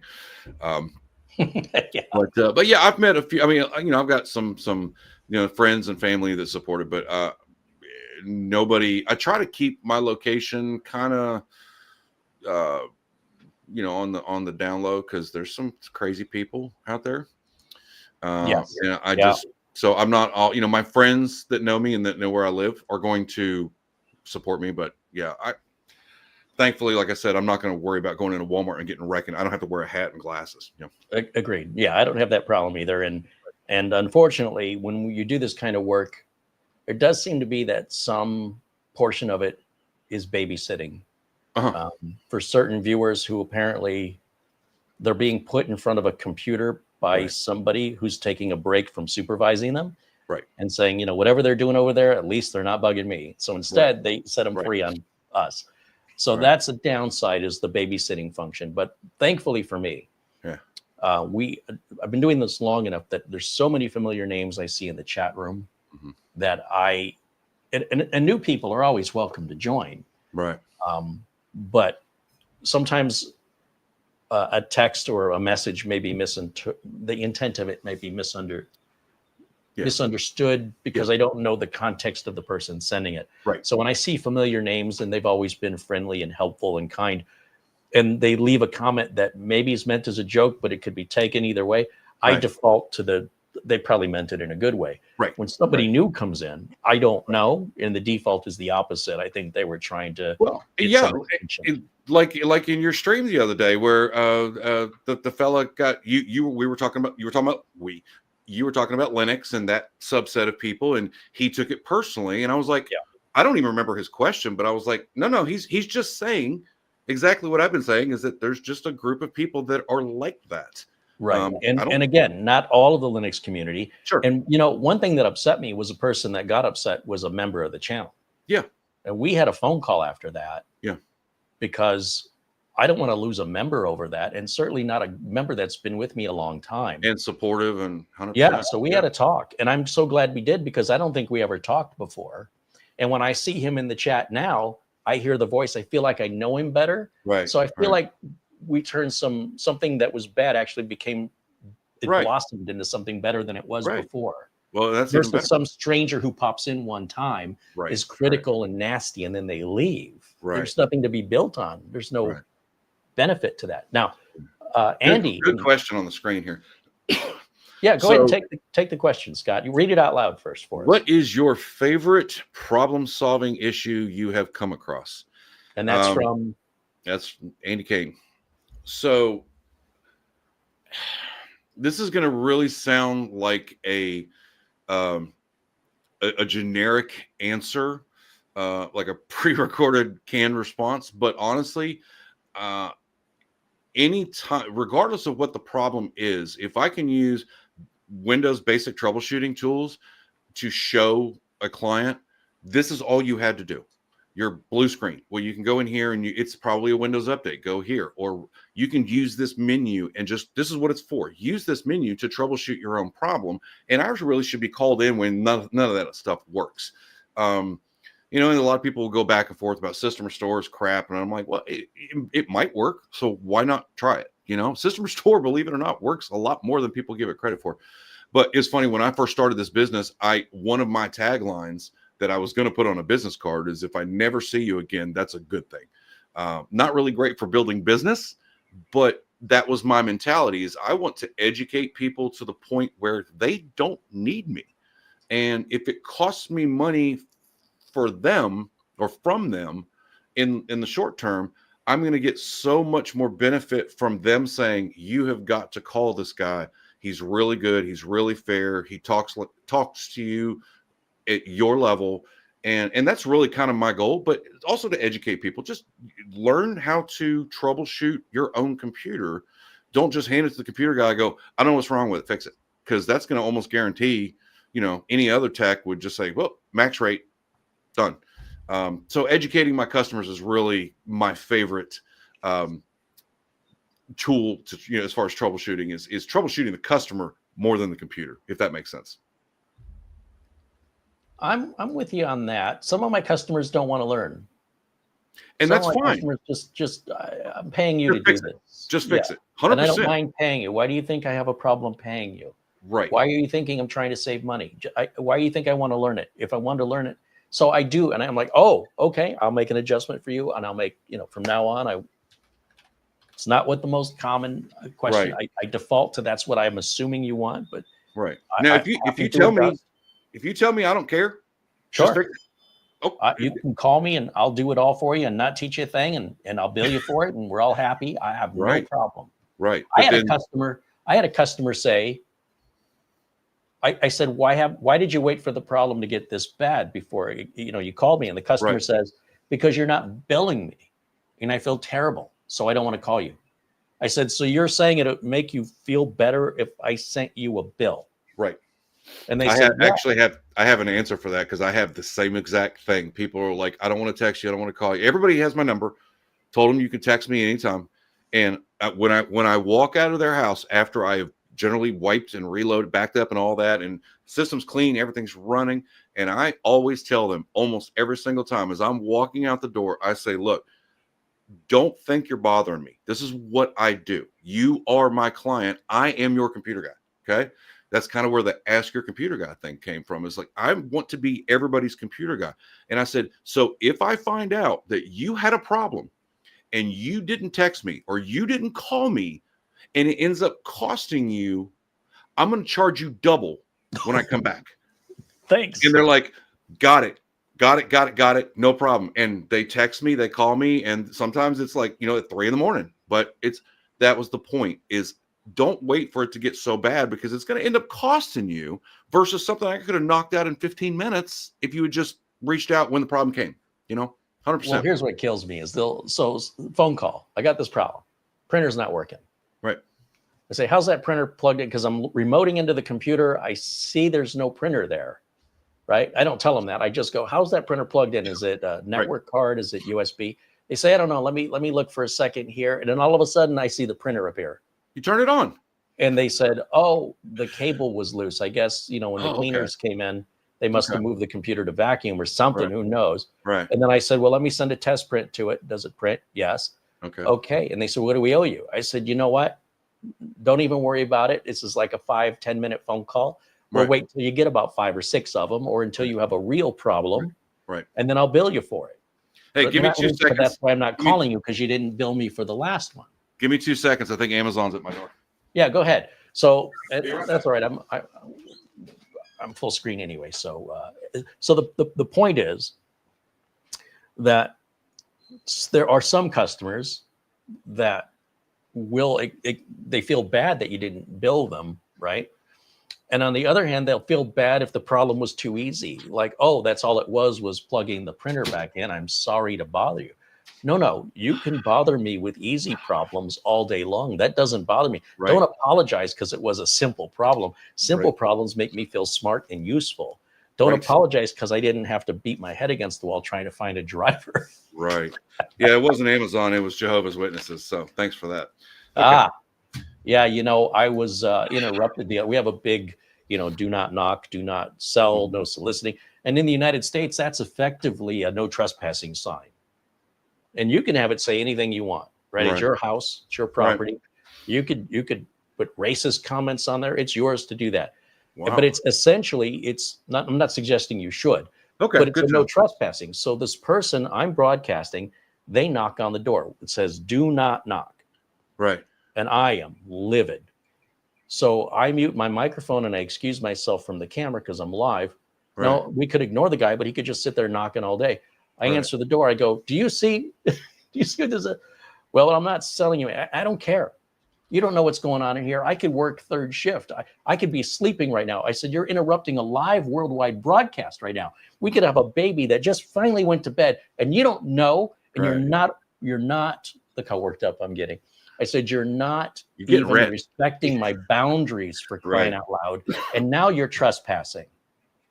The guy's like, it's not me, it's management. I go, no, I assure you, when the police get called, it's going to be on you. Okay. And then he walked away. So I don't even know why he was here. I would feel terrible if it was one of my neighbors who I never met. Oh God. It didn't even dawn on me to figure out what company he was with or why he was there. Right. I just hit the roof. What part of do not knock do you not understand? I would have had a sign saying, don't knock. I'm kind of a big deal. And then I'm afraid as he's walking down the driveway, he's going to key my car. So sometimes it's better just don't answer the door. Hey, you got a little super chat from Frankie there. Just want to shout him out there. Frank, thank you for bringing that to my attention. Frankie is a longtime supporter here, very generous. And always good to see our friend Frankie. He's out of New York City. New York. All right, we got some questions here. You ready for some rapid fires? Come on, bring it. Bring it. Hold my beer. Scott, this comes from what do I look for in a mini PC? First of all, it has to be obviously practical enough to where it makes sense to replace whatever the person is looking to get it. I think the real question maybe why I would not recommend a mini PC. Obviously, if you're a gamer, as far as upgradability, you probably still have memory upgrades and hard drive upgrades, but you certainly aren't going to be able to play any games on it because there's no room for a GPU. Mini PCs are great for offices. If you've got a handful of machines laying around the house doing various things, I just generally look at long term. Obviously, if it's going to be a Windows 11 mini, I'm okay with that. If it's got a decent processor power for the client, if it's somebody that's just doing 6-7 things, they don't need an i9 or a Ryzen 9 or anything like that. Does it serve the purpose of the customer? And is it in their budget? And do they need to upgrade at some point? Those are really kind of the only things that would make me say, hey, why don't you check out this this mini versus this full tower that you can add a GPU or something else like that. Hope that answers your question. Yeah, and I would answer it basically the same as you just did there, which is, what's your budget? What are you using it for? What are your near future needs. Are you somebody Right. that a lot of people, they go to Best Buy, they buy something there and they never open it or upgrade it. And if you're one of those people, you could save a lot of money with a mini PC. Right. Right. And they do make some mini PCs that are great for gaming, but you're not going to be upgrading the graphics cards on them or anything. So Right. You're not going to be able to play Call of Duty on it, but you could probably get away with you Fortnite. can. Oh, no. Really? On a mini? Well, okay, not $1,000 mini with a RTX 4090 in it. I'm talking the typical mini. Right. No, I'm saying they do make some minis with discrete graphics on them, just like a gaming laptop. No different than a gaming laptop. Which I also wouldn't recommend. But one mini I have is from Minisport, or they call Atom Man. That's just the motherboard of a laptop. It even has the battery connector and everything still on it. And they just put it into a tall, slim case. What? Oh, it's the most... Hold on. I have to watch more of your channel, apparently, because I've never seen First of all, let me grab that. But while I'm grabbing it, I'd like for you to read Jim Kenny has a question for you. My Windows 10 update screen says Windows 11 24H2 is ready for download for free. Should I? Yes. And you may not like the reason why, but I'll tell you, if you're like me and you like Windows 10, that's great. But in October 14th of this year, Microsoft is going to end support for Windows 10. And actually, I am literally working on this exact video as we speak. So definitely stay tuned. Check out my channel for that, because I'm going to address all these. You can stay on Windows 10. It's going to be completely fine. But the problem is that you're not going to get any more tech support from Microsoft. You're not going to get any feature updates. But most importantly, you're not going to get any Windows updates. Now, most people would be like, thank God, I'm tired of Windows updates. They crashed my computer, whatever. But they do have a purpose. And the purpose of that is to secure those holes that the good hackers find in the Windows operating system. And even though you could still use Windows 10 without those updates, you're really taking a chance on possibly being vulnerable. Now, what I will tell you, and here's the good news, is that if you are getting that notification in Windows Update that you could go and upgrade from Windows 10 to Windows 11, I would say do it. It's not going to hurt your data. Windows is going to save all of your data and put it exactly where it was, documents, pictures, all that stuff. So you're not going to lose anything. You don't have to back up anything. And if you don't like Windows 11, Microsoft gives you 10 days to roll back to Windows 10. Okay. So if you upgraded today, if you just said, I'm going to do it today, play with Windows 11 and see what you think. You got 10 days. And if you don't like it, put it back. And now you have, as a Windows 10 user, you have the option of paying $30 per year to Microsoft for what's called ESU extended. It's extended Windows updates. So $30 a year, and that Windows update spigot doesn't get turned off. You still can continue to get Windows updates, which will make your system safer to use. So, and if you are not 100% sure about Windows 11, I did make a video on my channel about basically like a full Windows 11 walkthrough. Go check that out, and then you can kind of get an idea of what it looks like and the good, the bad, the ugly, and all that. I kind of walk through all of that for you. And then if you decide to do it, and otherwise, be done with it. Or stay on 10. So, oh, look at that. That's like a laptop. That's fancy light. Look at you. It looks like the coolest PlayStation 16 ever. Look at the size of the power brick on this bad boy. So here's the thing. Oh, wow. I'll show you the specs on this. Let me go over here. Yeah. Let's try this. If I go here, and then I go over here, and then I go over here, and I'll do the window capture. Look at the specs on this when we scroll down here to, well, here, I'll just go to specs. Okay, RTX 4070. It's not horrible for mini, for sure. AI powered graphics mini. Okay. So it's really designed as a gaming machine. i9. Am I reading that right? You are. Right. What's max RAM on this thing? Whatever the maximum memory modules are that you can buy. I mean, there's got to be a motherboard limitation. I mean, it can only support so much. No, if they make it, it supports it. Same with the, I don't know why people think there's a RAM limit or a storage size. See, like it says maximum 4 terabytes. There's no such thing as a maximum. No. I'm not talking about storage. I'm talking about memory. I understand it's the same though. Because So look, if this thing's DDR4 uh-huh. and it has 2 sockets, what's the biggest laptop SODIMM DDR4 module you can buy times 2? That's your limit. Most of the motherboards I've seen is like only supports up to 128 gig. Like the board I'm using right now. I got a Republic of Gamers beef. I think it's a B550, whatever, and it's maxes out at 128. That's the most I can put in it. Okay, what's the biggest RAM module you can buy theoretically that'll fit in those slots? So if it's DDR4 or DDR5. Okay. Well, I've got because I'm a hardware guy. I know you're not as much of a hardware guy as I am. Yeah. So let's clear this misunderstanding up, because oftentimes when they write those limits and they say this is the max, that was when they wrote those limits. They don't. But BIOS updates may allow that to. Firmware updates may. Okay.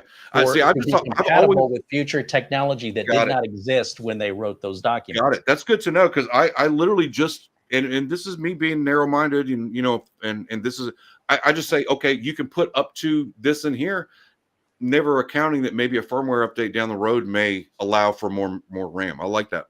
And there are exceptions where companies have abandoned their customers and don't do those firmware updates, but it's not a limitation of the hardware. Right. But if it's a reputable company, so for example, with DDR5, you could get your standard 4, 8, 16, but you can also do 24, 48, 96. Right. Well, now they have 2 96s. Is that right? God, that's insane. And then with a firmware update, then it sees that, and now you can run 192 gigs of RAM or whatever. But the irony is that for most people, you're never going to use more than 64 gigs of actual RAM. I would say for most people, you're never going to use more than about 20. Yeah. And if you got a dedicated GPU, you're not even going to use that, because the GPU is handling the workload. Depending. It depends. Yeah, obviously every circumstance is depending. And then on top of that, it slows your computer down when you add more RAM. People go, no, it speeds it up. No, turn your computer on and wait for your post to check all that RAM before it starts loading Windows. You'll notice your Windows load time, especially on the first boot. I've had people that say, I think something's wrong with my new build. It won't turn on. Right. I'm like, you need to let it sit. How much RAM you got in there? Oh, I got, 96 gigs. Okay. Your boot up, especially your first one, when it's training all 96 gigs, bring a sandwich. Yeah. Now, any subsequent boot after that should be a lot faster. Right. But it literally took one person I was on the phone with about 3 minutes. Yeah. They're like, it must have done. I go, no, got to be patient. Right. This is now, if you'd have put 16 or 32 in there. Right. In fact, our friend Frankie B in the chat, I sent him a mini PC, and well, he paid for it. And I said, oh, this has got 64 gigs. Do you want it? He said, yeah. And I go to turn it on, and it's taking forever to post. Right. And I go, it's got to be the 64. So I pulled the 64 out, put 32 in it, fired right up. I go, hey, you're going to believe me on this, but I'm going to give you less with the 64, but if it were me, I'd want the 32. And he goes, whatever you think is best. And, he hasn't complained. So, and here's the other thing. When we used to have the solution to add more memory to make it faster, that was because we were using mechanical hard drives as virtual memory. Right. And the speed of SSD nowadays and M.2, it's almost negligible. How would you even know? You really don't. Milliseconds. So it's not like anybody runs out of memory. They keep adding more, thinking it's going to make it faster. And that used to be true. But now the reverse happens, where your boot up time is longer, and you're spending money on this, and you're not even using it. Attila's got a question here you might want to tackle. I'm not sure. I'm kind of got mixed feelings about it, but you may have about the gaming laptop not being plugged in versus being plugged in. Well, do you want to give it a shot, or you want me to do it? Okay, here's the question. Is it true that when a gaming laptop is not plugged in, it cannot perform at its maximum capacity? But if you use a plug-in laptop, you might as well be using a desktop. My answer for that is I think it's a common misconception because of Windows power management.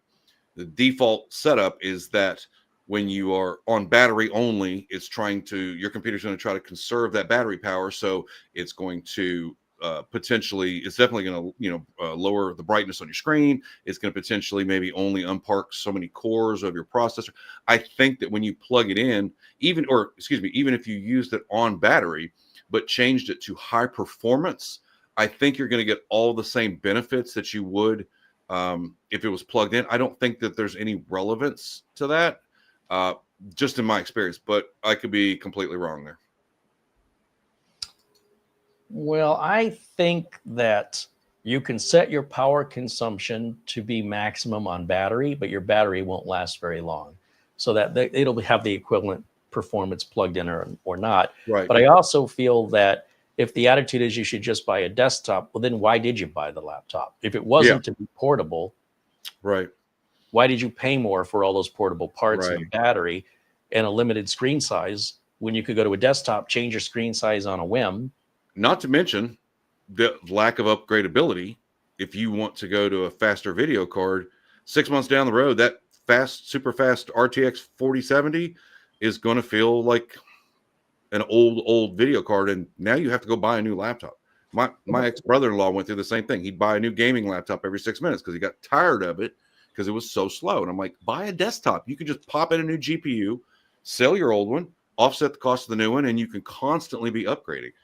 And these gaming laptops, they're expensive, they're heavy, they're loud, their battery life sucks. Mm-hmm. And of course, you're going to pay more money for it because you're getting the keyboard, the mouse, you're getting the screen, you're getting the speakers, you're getting everything in this tiny little package. It's not even normal size stuff. Right. It's all proprietary, but it's worth it to pay more and sacrifice in order to have the portability. But I've had customers, and maybe you've seen this too, where they never needed a laptop for portability. The reason they bought it is all the wires intimidated them. And they just like that they can open it up and plug it in, one cable, they're done. Yeah. You're not wrong. You're not wrong. Well, but you're paying a premium. It's not like it's the same price. Right. So they're not wrong. That's how I interpreted what you said. They're not wrong for thinking that.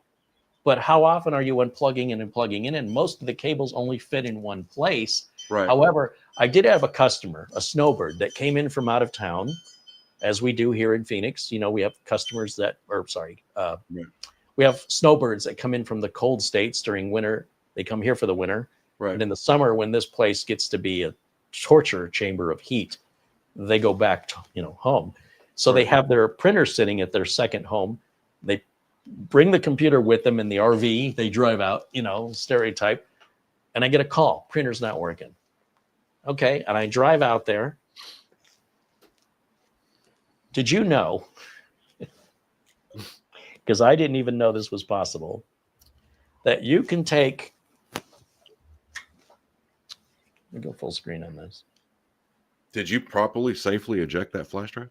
No, I never do. You don't have to do that. You don't have to do that anymore. I know. I just always tease people. I'm like, oh my God, did you just pull that out of there? You know what? If you learn anything about me, man, when I did my A+ certification, I passed everything with like a 90+ percentile except the safety part.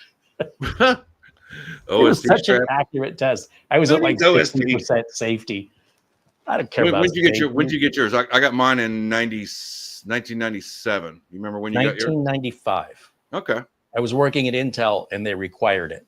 Okay. I didn't even study for it. They had a study book and they would loan it. One study kit with several books, one person at a time. When you're done with it, pass it. And I said, I don't need that. I'll just go and do it. And I had no idea what it was going to be or what the questions.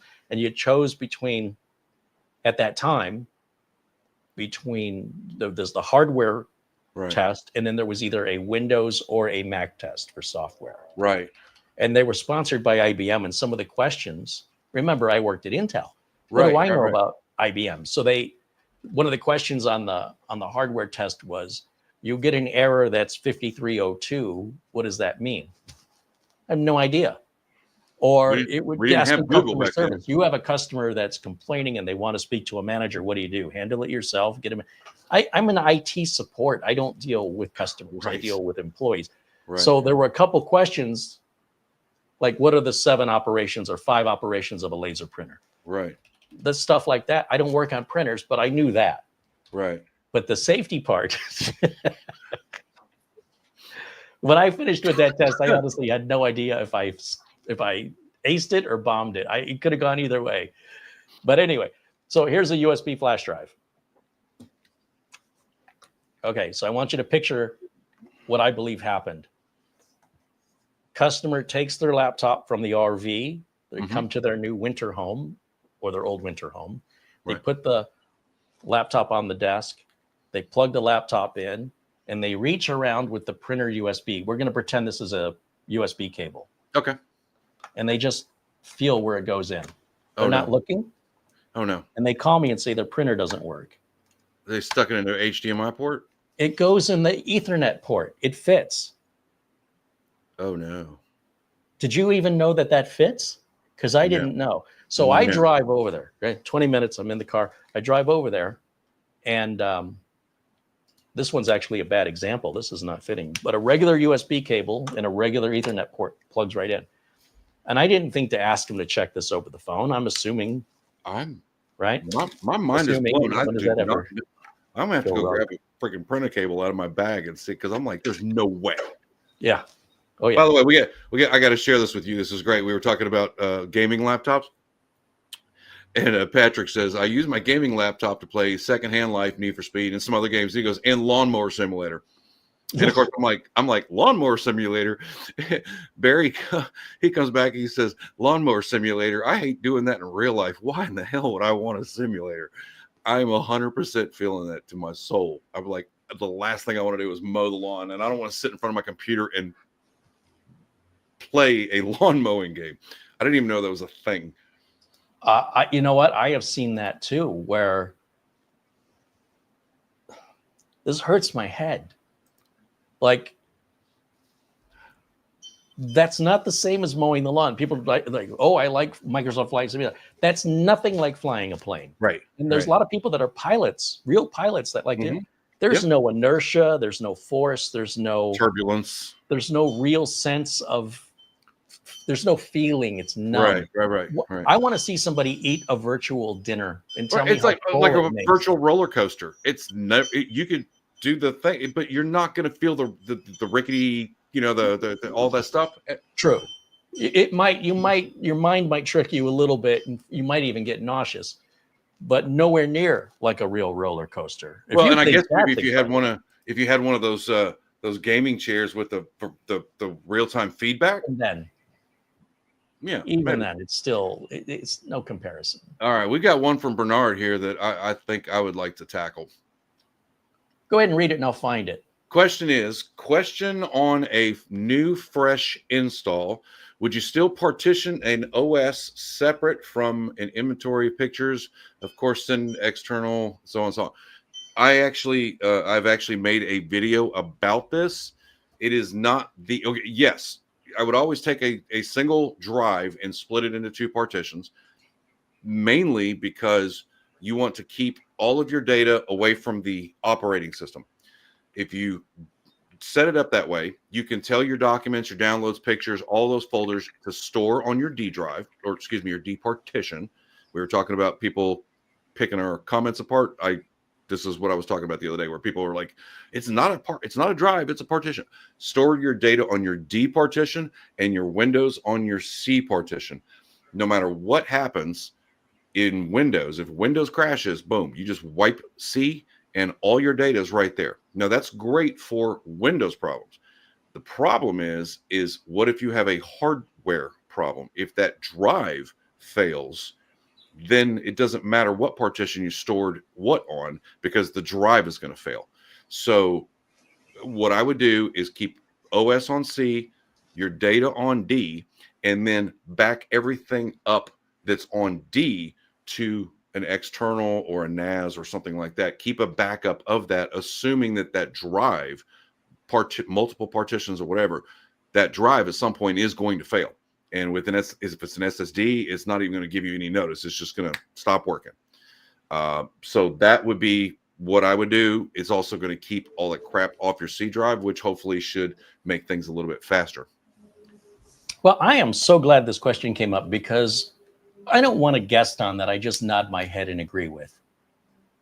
Okay. And I feel that advice, and I'm going to be me. Don't take it personally. I don't feel that advice is out of date. Maybe. Okay. And here's why.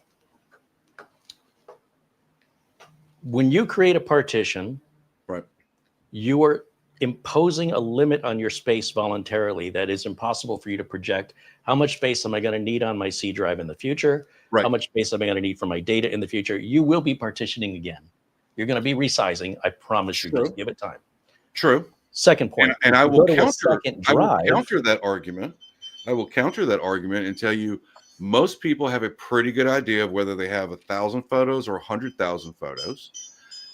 And if you're not sure, even if you got a 1 terabyte drive, you can split it right down the middle. And most people are not going to fill a 500 gig drive. And if they do, then you can use free partitioning software and take some off of the C, because you're going to have 70% free doing it that way.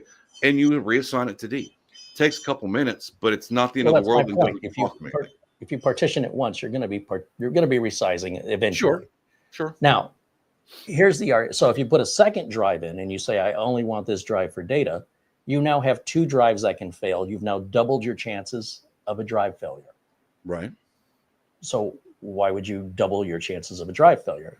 So here's my argument. And again, if you'd asked me this question 20 years ago, this isn't meant to be insulting. This is how I convey my, okay. I don't want to, I know it sounds harsh, but it's not intended. I'm just being honest. If this was 20 years ago, that's what I would have said. But today, let me ask you this question. Why not just make a folder on your C drive partition? And if it makes you feel better, call it drive D. Right.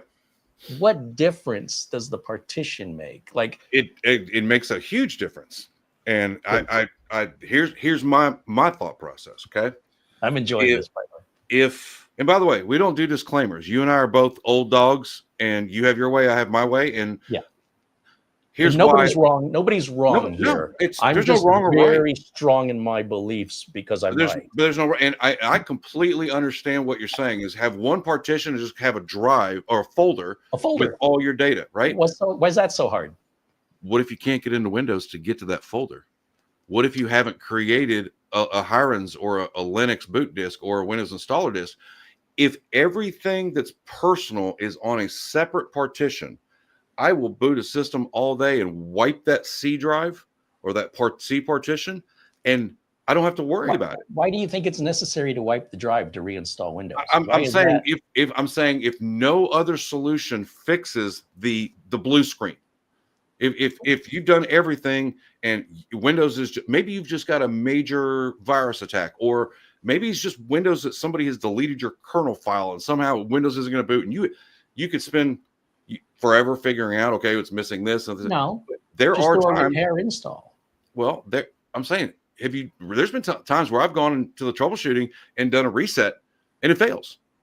Well, if you've done every single one of and I preach about this do these things first, but there are going to be times where even a Windows reset doesn't work.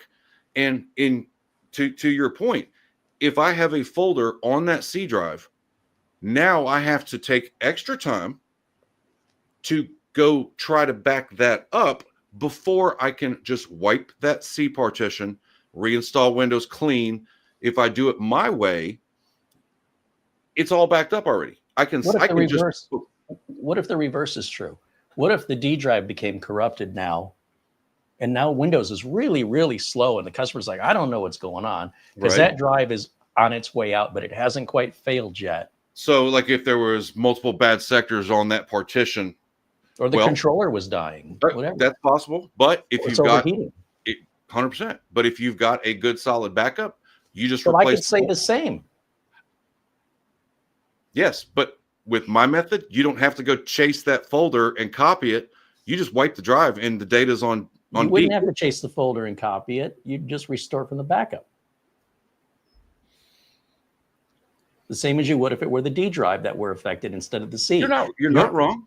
That's you're painting this in the way I'm hearing it. You're saying in this specific scenario, right? And I'm saying in my scenario, it works either way. Your scenario is like if your C drive that has your Windows, in that circumstance, your way is preferred. I agree with you.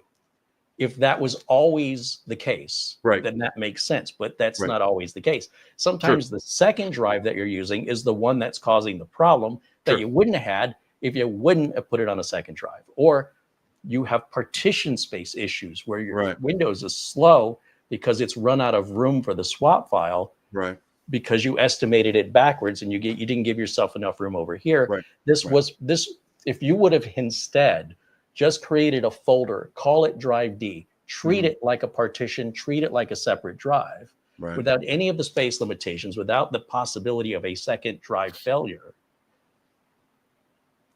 That's my point. And I would agree that's a logical. You agree with me? Where's the fun in that? I can tell you you're wrong, but then I'd be wrong. You're not wrong. You wouldn't be wrong. But the one thing that I have learned after doing this for 35 years is as I said in the very beginning, there's not one way to do everything. Sure. Every situation is different. Every customer is different. We can both agree that if you don't have a good backup, none of our suggestions are going to make a difference. That's true. So because the whole thing can be encrypted by ransomware, be stolen, lost in a fire, a flood, a theft. 100%. That's really at the end of it. Make sure you have your stuff, whether you clone, whether you use Windows file history, whether you have, whatever you use, keep your data backed up. And then however you have to fix it, whether you go to Carey or Scott or whoever, doesn't matter. You got your stuff. That's what matters. Is your stuff. We're not magicians. We can't bring your stuff back from the dead. Agreed. So I think we can definitely both agree that we would do it differently, but at the end of the day, we're going to chastise our customers if they don't have their data backed up. We're each held accountable for the advice we give to real clients that pay us, whereas people on the internet just doling out advice. Right. See, this is what I like. This is what attracts me to your channel, is not only your personality and the way you explain things, but you're not just an enthusiast. Not that there's anything wrong with being an enthusiast. But there is another level of enthusiast where you are being held to a higher standard because you're charging people and they expect service and they expect you to know what you're doing. And if you want to rip people off or you don't want to be responsible, you're probably not going to be in this business very long. And the fact that you've been in business for over 30 years means you're doing it right, because at the end of the day, it doesn't matter if we agree. What matters is, are you satisfying your clients enough to pay your bills and keep yourself in business? That's the only measure that matters. I do have a question for you regarding your method. Because I was just thinking about it. I was like processing it. My perfect method? The method that you would prefer. The create a folder called a D drive, whatever. But if you have an active backup, whether it's a clone or an image or whatever, why do you even need to do that? The whole drive is going to be backed up anyway, right? Why do you have to do what? Create a folder called D drive. Why not just keep everything in your users folder like you normally would? Either way, it's a psychological thing. Okay. It was just so I can know that I've got to have a D drive. Okay, well then make a folder called D drive. Okay. If that makes you feel better, I don't care. I was like, that doesn't make any sense. I mean, it makes sense, but I feel like it makes sense. In explaining why my method isn't preferred, you were saying, if you want to do that, call it this. But okay, that's not a standard practice. Do it my way, but we'll call it your way, and we'll both be happy because now you've got the psychological. I'm okay with that. You know what I mean? For some people, my goal, and I think this is with you as well, is to try to take this tech stuff and make it digestible to non-technical people. I don't need to preach to a choir. I don't need to tell people who already know how to do stuff, how to do the stuff they already know. What's the point? Yeah, it's like talking to the choir, preaching to the choir. Kevin's got a great question here. I'd like to tackle this one.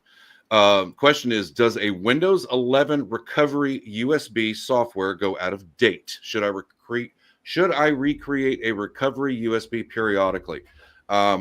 Assuming that you're talking about the Windows installer disk, that will allow you to reinstall Windows 11.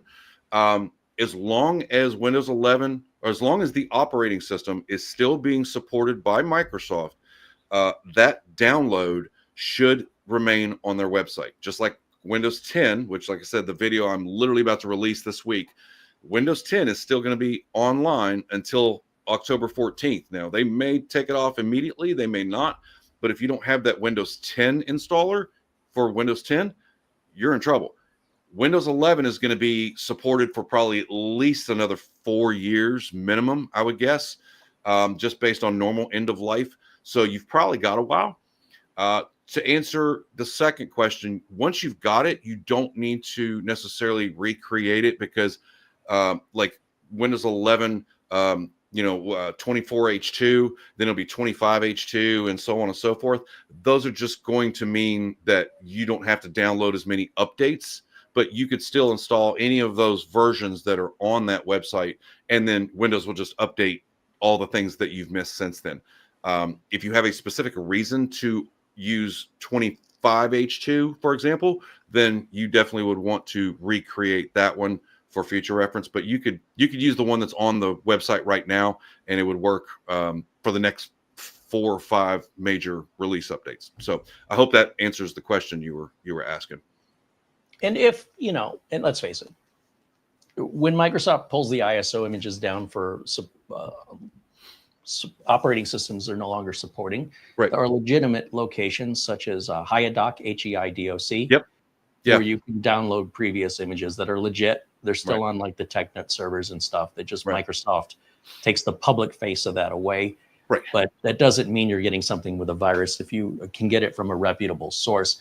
And why wait until you need it? Why not think ahead now? Mm-hmm. Why even wait for that? But if that happens, there's folks like Scott and myself. This is basically the kind of content we're going to be making anyway. So I would say anytime you're upgrading Windows to a new version, so from 22H2 to 23H2, I would make a new recovery. Yeah. If you go from 23 to 24, I would make a new recovery. That's me. I don't think I even use a recovery disk anymore. And you mentioned Hiram's boot CD. I don't even use that. Like I feel like when I learned this, these tools didn't exist. Right. So I learned it a different way. Right. And there may be a very rare case that comes in once every couple of years where I think maybe Hiram's boot CD will help. Right. But I won't keep one in my toolbox. I wait until I need it, and I'll go download the latest version. Right. And I can't recall whenever Hiram's has ever worked for me. Like it loads, but it's not solving my problem. Right. But that may be me just not using it right. But I can't recall it actually. It's like people say run check disk. I've never had checked it or not check disk, but scan now. System file checker. Yeah, when they do the /scan now, I've never once had that fix a problem.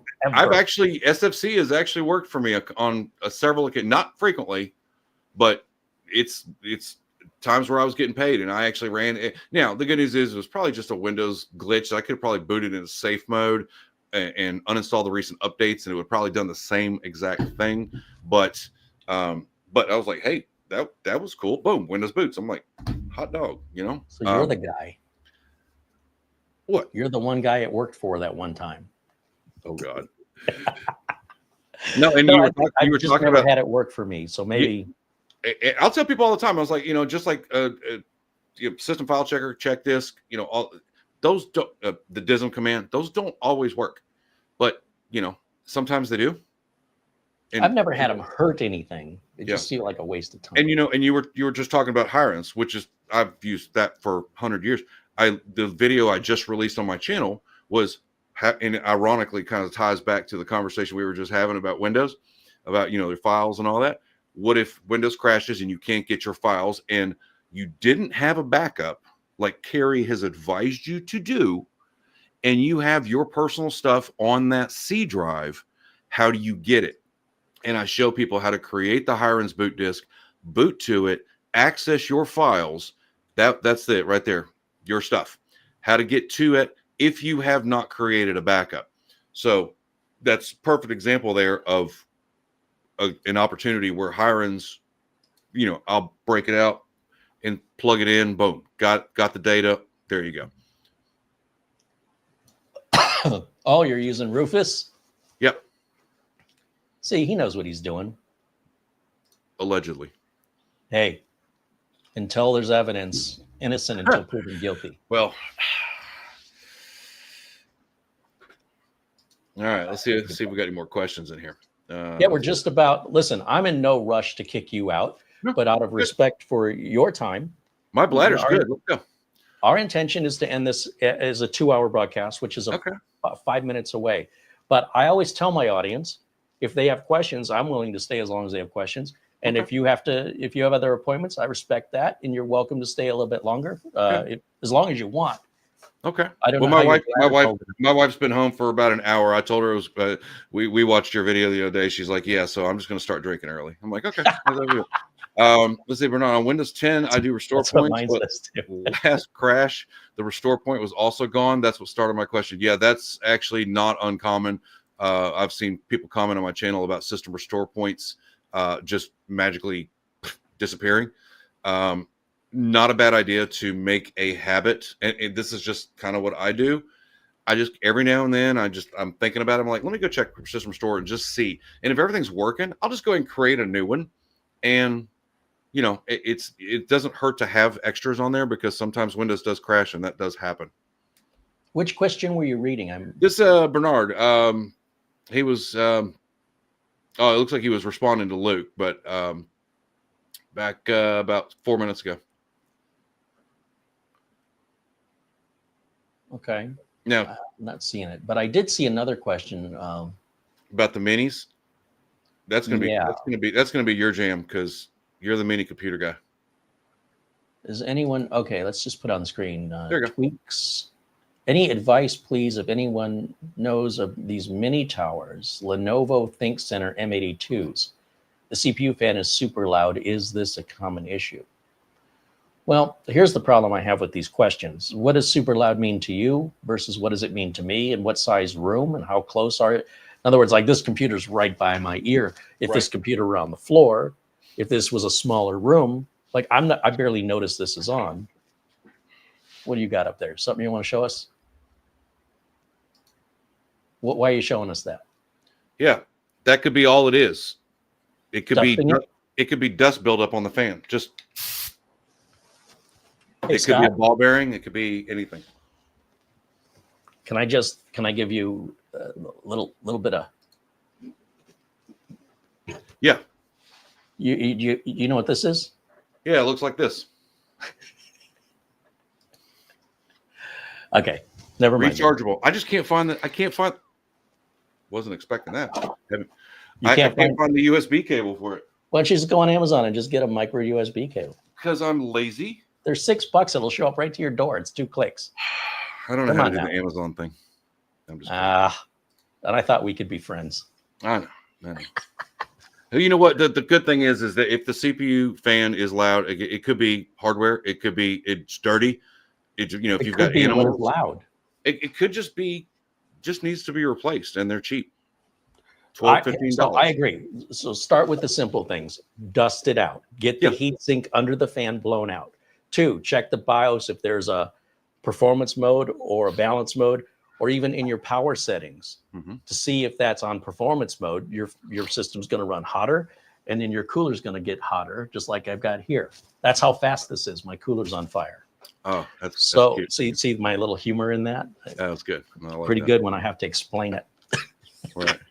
So anyway, Doman 2000 had a very interesting comment. We were talking about hirings, because hirings used to be, it's exactly right. It used to be basically the shady disk, which software was, and now it's legitimate software. So I'm glad to see that, because it's now more of a respectable tool instead of a hack tool. Agreed. It's legit now, and this is why I say, well, a few years ago, I wouldn't have used hirings. Right. See, I'm going to keep going back to that. Well, if you'd asked me this 10 years ago, I'd tell you I don't use it because it's not professional. Why? Because it's pirated. Now, it's changed. So I'm big on that. I'm big on trying to keep up.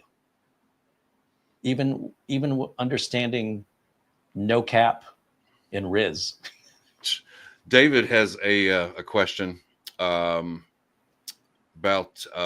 someone trying to get into Hotmail. Oh, yeah, there it is. David Ice wants to know, Carey and Ask Your Computer Guy, what can you do about somebody trying to get into your Hotmail account? I've had this Hotmail account for many years, and I use it for my business. How do you know somebody's trying to get in? Like, I don't get that. Yeah, that was exactly what I was going to say. Is it because you're getting excessive amount of spam? Are you getting notifications that someone's tried to access your account? Regardless, definitely make sure that your password is secure. Make sure your spam filtering is turned up as much as possible. Anytime you use a web-based account like that, you need to make sure, especially Hotmail, Yahoo, all those things. But yeah, we kind of need more information on that. It's like, how do you know? Yeah, I mean, are you getting messages bounced back that you never sent? Because that's just a trick scammers use to trick you into thinking they're in your account. Yeah. And if you really, so here's the thing that I'm going to tell you, there's a part of this question that really rubs me the wrong way. You're using a free email account with no support for your business. Why don't you have a paid account with your own URL in your businessname.com where you can call somebody for help? You see where I'm going? Like, that's Hotmail and Yahoo, that AOL.com. If somebody hands me, tell me how you feel about this. If talking to a real estate agent, the real estate agent says, here's my card. They're selling you a $500,000 house. This is what I do for a living. And their email address, you know where I'm going with this, don't you? I have a client that's literally going to fill in exactly what you're about to say. He's a local client, very successful, has an AOL email address, and wonders why he has issues communicating with people. And I'm like, well, there's your first problem right there. Get off AOL. It doesn't look professional, for one. I mean, Gmail's kind of become more of a standard. People are understanding, you could run business off of Gmail. It's kind of become more normal. But yeah, if you are, Carey's PC support, you need a domain at CareysPCSupport.com. You have the support, you're paying for the domain and the service and the protection and the security and all that. It makes sense to do that. Problem is, it's not easy for everybody just to switch, because most people who have a Hotmail or Yahoo or AOL, they're like, I've had it for 30 years. And everybody knows auto forward all those messages to the right. You know this, of course you do. But for everybody else, you auto forward everything coming in from the old AOL account to your new account. And when you hit reply to those emails, it fills in your current address, presuming you configured it that way. Right. And now they're just going to hit reply. They may not even notice your email address changed. And when they hit reply, it's going to go back to your new one. Do that for about 3 or 6 months, and then shut the other one down, or leave the other one up if it's free. Who cares? The point is, you can even spend, $50 a year for your own custom domain that's using Gmail, but at least you've got some support. Right. Mark Gaines has dropped a 10-pound super chat on you. Just want to shout him out. You know what? Mark joins us from Northern Ireland. He's a very generous contributor here. Good deal. Good deal. Right on. Thank you, Mark. I always want to say, like, cheers, slancha. It's like cheers. I don't know. I think. Cheers, mate. Let's see. What does Mike's Unboxing have to say? Hate it when I see businesses with a Hotmail or Gmail type account. It's unprofessional. It's lazy, and don't tell me you're a professional. And especially, don't tell me you're a computer professional. Right. Hey, Scott, how do I reach you? It's askmycomputerguy at CompuServe. No. Prodigy.net. No. Prodigy.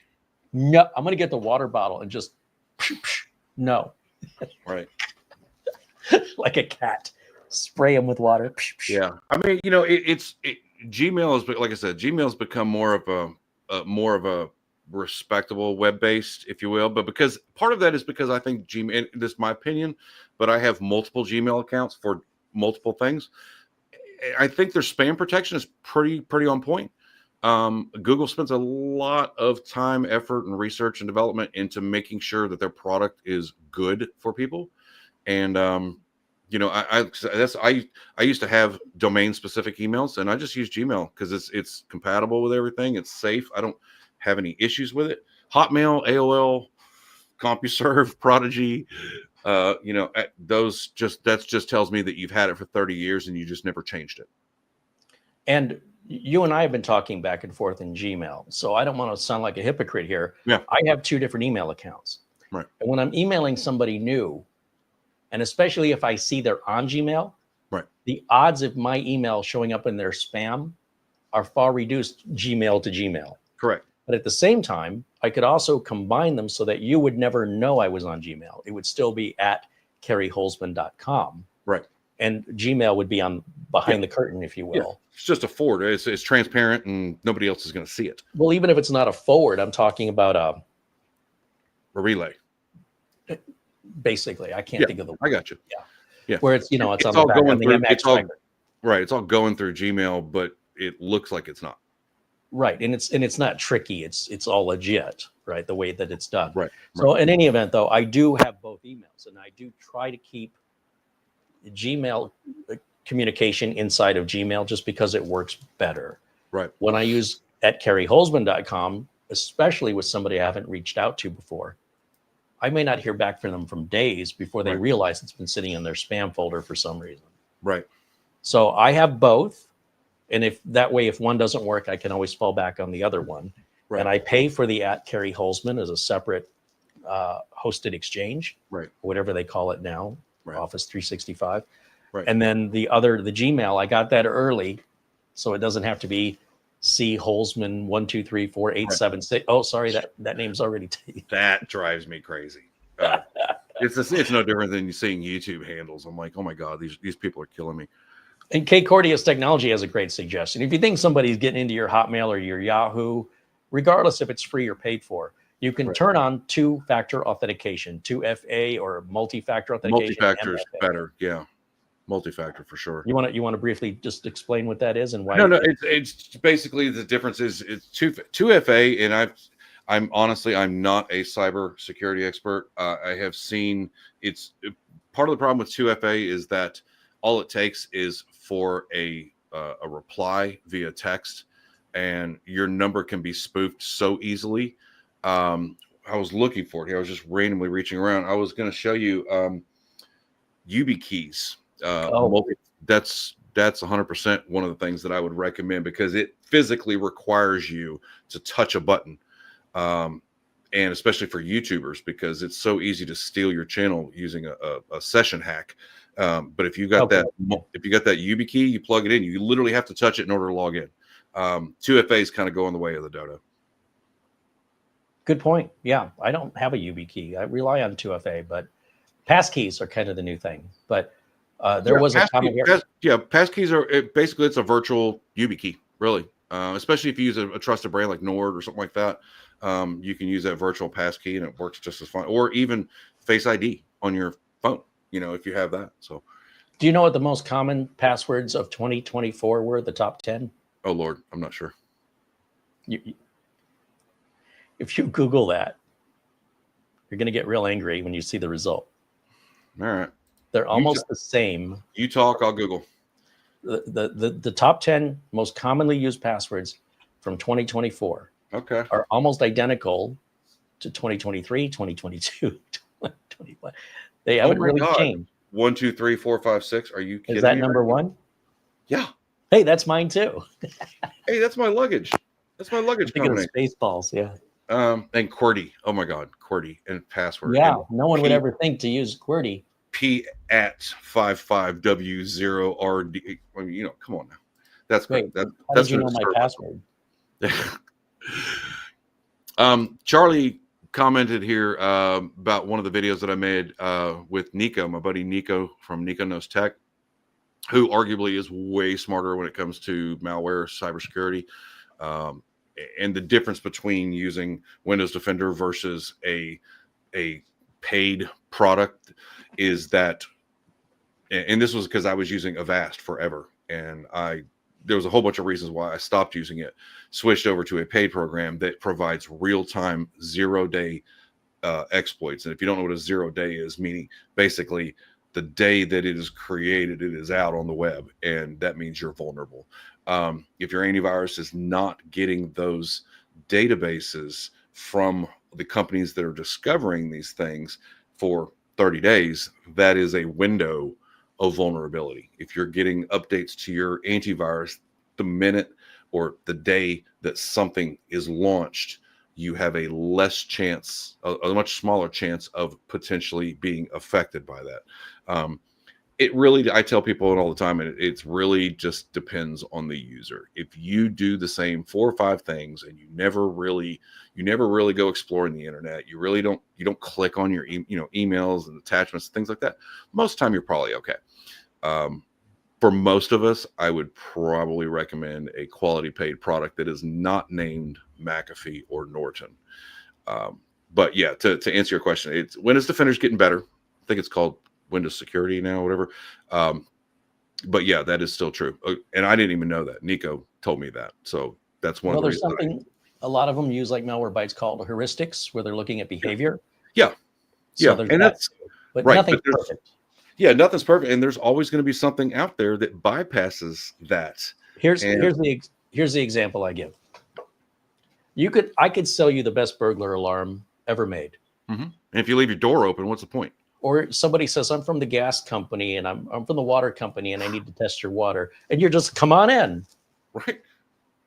None of that security made any difference, because at the end of the day, Volvo used to advertise, for another example, that was the safest car built.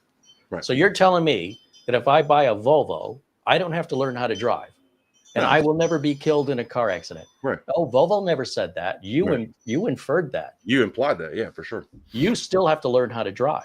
Right. And it doesn't matter what you drive. It's how you drive it.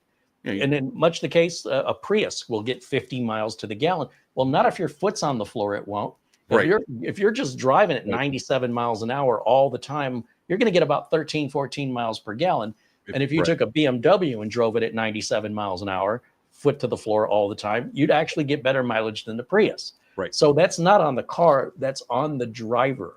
So we can talk about all the security stuff, but none of it protects you 100%. Right. You have to make wise decisions behind the keyboard, just as you make wise decisions behind the wheel. But sometimes we make mistakes. We're not paying attention. Something happens. And hopefully the antivirus you're running will kick in and protect you at that time. And it will let you know when it did it. There'll be a pop-up. And then this is an education where you go, oh, I shouldn't do that anymore. Right. But there is a chance on a 0 day that you did the wrong thing on the wrong day and it got in anyway. And that's why you make backups. Right. This 100%. You heard it here first, ladies and gentlemen. David mentions here, he said he's getting a lot of login attempts in his Hotmail from different IPs. So that could be a bot. Yeah, especially if it's a repeated. You could do a reverse lookup on that IP and get an idea of what country of origin that IP address comes from. And that may not even be real. It may be it may be a virtual IP. I mean, yeah, change your password and be careful what you click on. Other than that, you can't stop it. You got to remember too, website, Hotmail, even Gmail, but Hotmail, AOL, MSN, all those things, those email addresses are sold to data brokers, and they're sold in just packets. And these people will blast out 10 million emails to everybody in that list. And your name may very well be on one of those lists. And that's why you're getting it. It could just be something in that email that wants you to click something to maybe log in. Phishing attempts are ridiculous unless it's affecting the ability for you to log in, which again, change your password probably isn't a bad idea. And just use your common sense. I think you're probably going to be okay. Every Yahoo email was exposed, name and password. And it took Yahoo a while to admit it. This was a while back. Every email login was compromised. Right. The fix for it's real easy. Change your password. But it doesn't help when the company hides it. Yeah, and then they kind of 6 months later, oh, it only affected 300,000 users. And then 3 months later, actually, it turned out to be 1.2 million. Right. And then another 3 months, a year after it happened, it was everybody. Yeah, that's just bad business practice. And, Okay, then here's the other thing, just real quick. If you're using the same password everywhere, so let's say your Yahoo login email and password are the same as yours for other popular websites. right. They're going to just try popular websites with your name and password that were leaked. Bank of And they're just America. going to get in. And you Sure. may not be on a list. If you put any combination of letters and numbers, and especially common names, John, Sam, Fred, Scott, at Hotmail, Yahoo, Right. Outlook.com, of course somebody's got that address. Right. Right. They're just throwing arrows in the dark and Right. seeing if they hit anything. Right. If you don't respond to them and you don't react, that's no different than going to somebody who has abandoned the account. Oh, But the minute you respond, I'm going to give them a piece of my mind. Well, now they got a live one. You just gave me a great idea for a video. I'm going to use my Jehovah's Notepad? Witness paper here to write this down before I forget. When Scott pulls up Notepad, he really means a notepad. Seriously, I'm old school, man. I love it. But that's okay. Now I just got to remember not to lose this. Okay. Yeah, that's another problem. Yeah. Hey, We Ben got a Laird question. joined us from Scotland with a 10-pound super chat. Thank you, Nice. Ben. Nice. What's this? Martin Hogg, customer with a laptop with Windows 10 phoned in, saying it takes a very long time to boot. However, if he unplugs the USB connection to an external backpack, it boots up quickly. Of course. Yeah. If you've got an external with a mechanical drive, that could very well be part of the problem, because the whole system, it has to recognize all the devices, and the mechanical drive is spinning slower. It's worse than that, Scott. It's worse. Really? I'm going to tell you what this most likely is, and I'm going to stereotype this because I hear it all the time. How old is that external backup drive? And how old is that laptop? Oh, I just bought the laptop. I've had the external drive since, I don't know. You've had it that long. Yeah, Right. but it works, Right. so I'm not going to buy another one. Right. But you just bought a brand new piece of hardware. Yeah. Right. Yeah, and now there's something wrong with it. No, there's nothing wrong with it. That drive is way old. Yeah. Replace it. I guarantee you. I guarantee it. I will put money down that is not a new drive, or is it even under warranty, the external Right. drive. Oh yeah, I'm sure. Customer says, I just bought this brand new computer, but sometimes my screen looks weird. It doesn't work right. Right. I go, well, what's the screen? I don't know. I've had it for like 15 years. So you just bought a $2,000 computer and you're too cheap to just well, there's nothing wrong with my screen. I like the size, well, you like it because you don't know what you're missing. When you get a new screen, it'll be bigger and brighter and more vivid. And by the way, all these problems go away. Right. I had a customer who didn't have a car.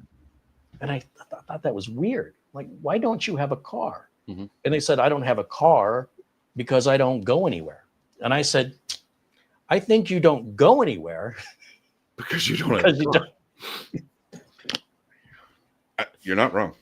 I'm saying I have seen this problem before. Customer says, all of a sudden my computer's burning slow. First thing I ask. And also they have a laptop of Windows 10, which sounds new, but it could be a machine that originally had Windows 7 and got the free upgrade to 10. It could be 8 years old.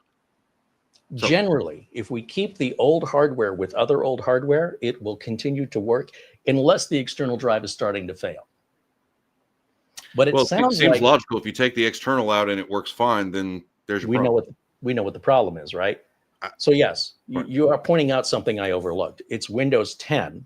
Right. But the reason I overlooked it is that the way he wrote the way Martin has written that, it appeared to me like this configuration is new. Right.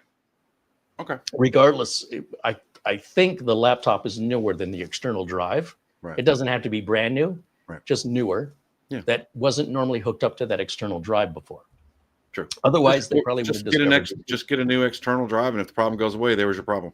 And they're cheap. And they're cheap. They're super cheap. And you're going to get one that's bigger, faster, and under warranty. Why wouldn't you?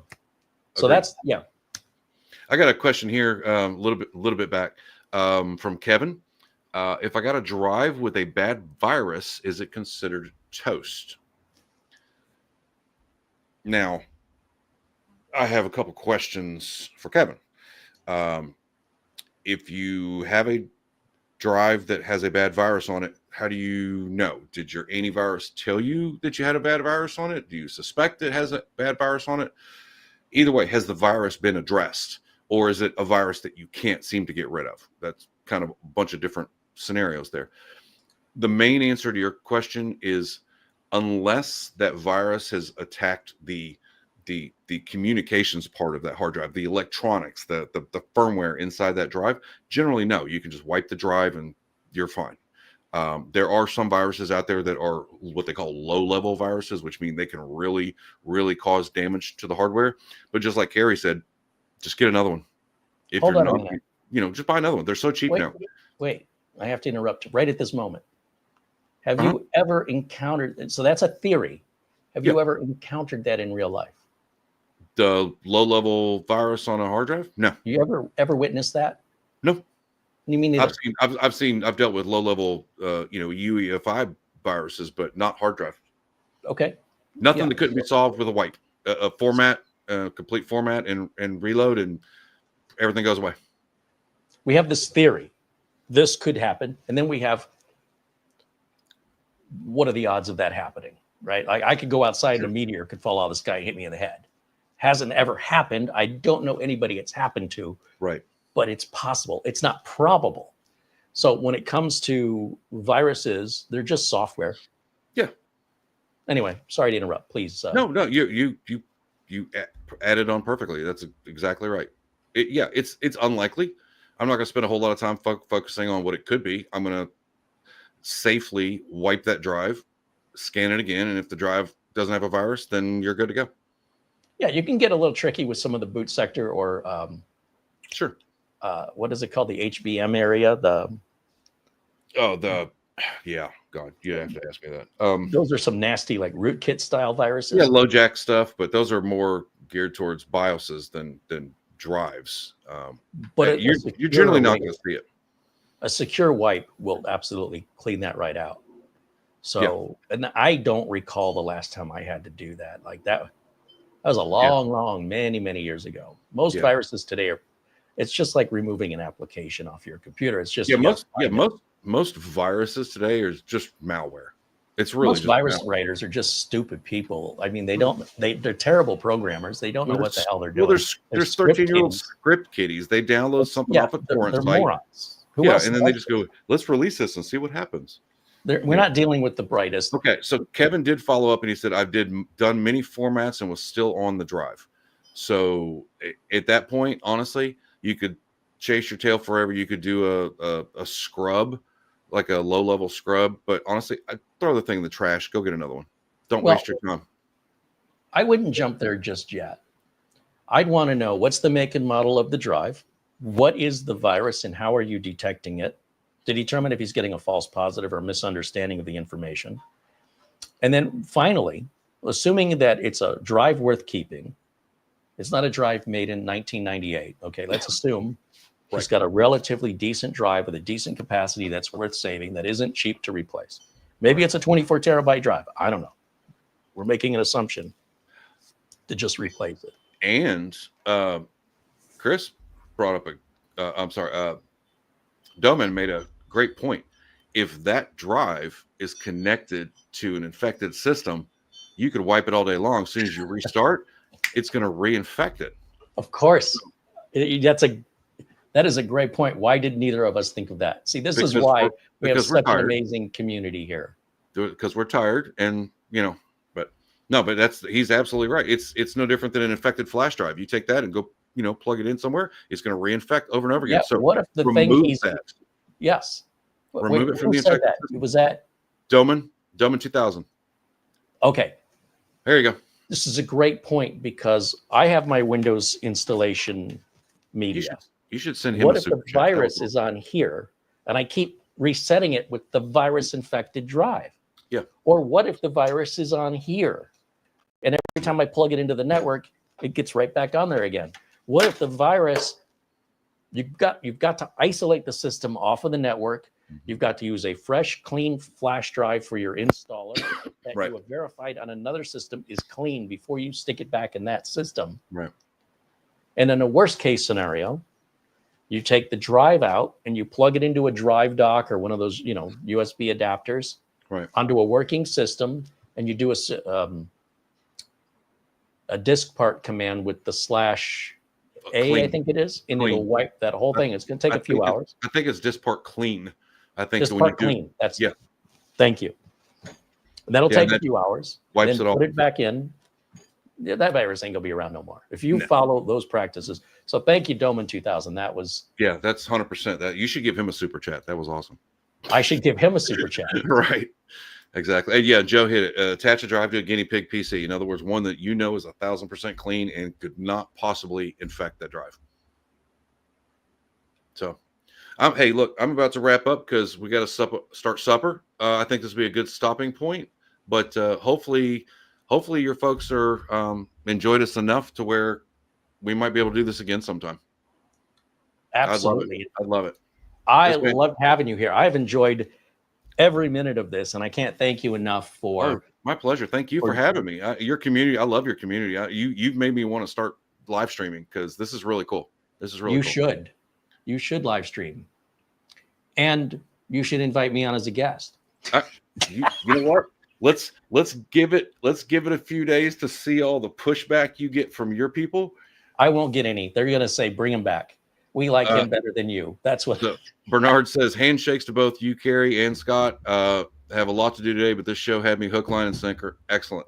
Love it. Thanks so much, buddy. I appreciate that.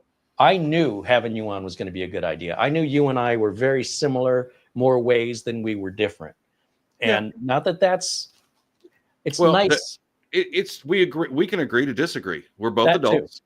We can say this works for me. This works for me, but mine's not better or worse. It's just better. It just works. Your way's better. I know my way's better. I'm okay. I can live with that. So, hey, listen, thank you again. I certainly hope anybody who wants to come check out my channel, it's Ask Your Computer Guy. If you come out there, leave me a comment and let me know you came from the stream or a mention from Carey. I would love to chat with you guys. And if you have a question for me, please leave it in the comments and I'll do my best to answer it for you. And of course, if you guys enjoyed it and you want to see Scott back, let us know. I'm probably going to bring it back anyway, but do let us know because I hope everybody enjoyed it as much as I did. And I just knew you and this was going to be a good show. And I can't thank you enough. And I appreciate you staying the extra half an hour for us. And we'll let you go. I have to go deal with my wife, but there is tequila, so we'll be fine. And we already have links to your channels. So you guys, it's free to subscribe to Scott's channel. Check him out. We think you're going to love his content. And if you're wrong, I'll give you your money back. How's that? Now, if you guys say anything bad about Carey, remember, he can view my comments too. Just going on record there. Yeah. Nobody wants to upset me. How's it feel to be an old dog? Anyway, we'll see you next time. And thanks again. Appreciate it. A pleasure was all mine. Take care. We'll talk soon. And all right. And I love that. I couldn't have asked for a better guest. And I'm looking very much forward to having him back. And hopefully he'll start live streaming. I hope this inspires him to do so because I want to see more of his content. Did you want to say hello? I did. Well, come around. You have to come around. And anyway, thanks, of course, to Mara for all the work she does behind the scenes. There she is. Hey, everybody. I got to tell you, StreamYard, no delay. That was weirdly awesome. Yeah, we use StreamYard instead of going direct from OBS into YouTube on the back end of the technical side of things. I'm still using OBS, but it's my virtual camera into StreamYard. So I can still screen capture and I can still do all this stuff. And I was using the free version of StreamYard because it got expensive. But I decided if Scott was going to join us and if Doug was going to join us regularly, then it's worth paying for it. And it's about $450 a year for the cheapest version of StreamYard. And so I broke out the wallet. I blew the dust out of the wallet. and I paid for it. So now I'm going to use the heck out of it for the next 12 months. It's worth it. It's definitely very useful, very cool. There's a couple things that I didn't know that I could do until now. So yeah, well, it's the first time we've really used it in a Yeah. long time, and they've added Yeah.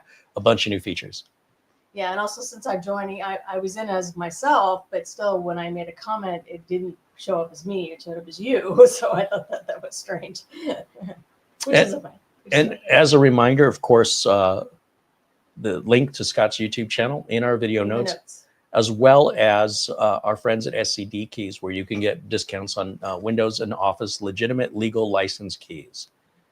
If you guys want to see more if you want to see more content like this, let us know in the comments what you thought, and suggestions and questions that you want to pose for next time. If you want to get those in early, just have to remind us the next time we do it to check our comments from the previous one, and we'll read your questions out loud and do the best we can to answer them. For everybody in the chat joining us today, thank you for hanging out with us. Yeah. For everybody who interacted and asked a question, thank you for asking your question. For all the super chats, I want to say thank you again. Somewhere in here I have a list of those super chats, and Thank you for joining us, Scott. We were happy to have you. I have to pull up my because we're in StreamYard, I didn't have my regular studio pulled up. It was a little strange. It is weird for me. It's just a matter of getting used to it.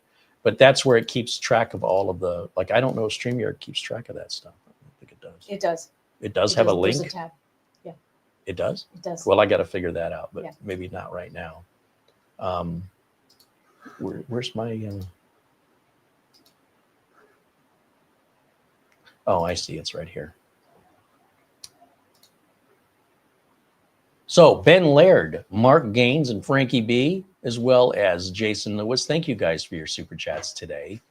I'm assuming I didn't miss any emails, or you would have told me, right? Yes, correct. All right, very good. That's going to wrap it up for me for today.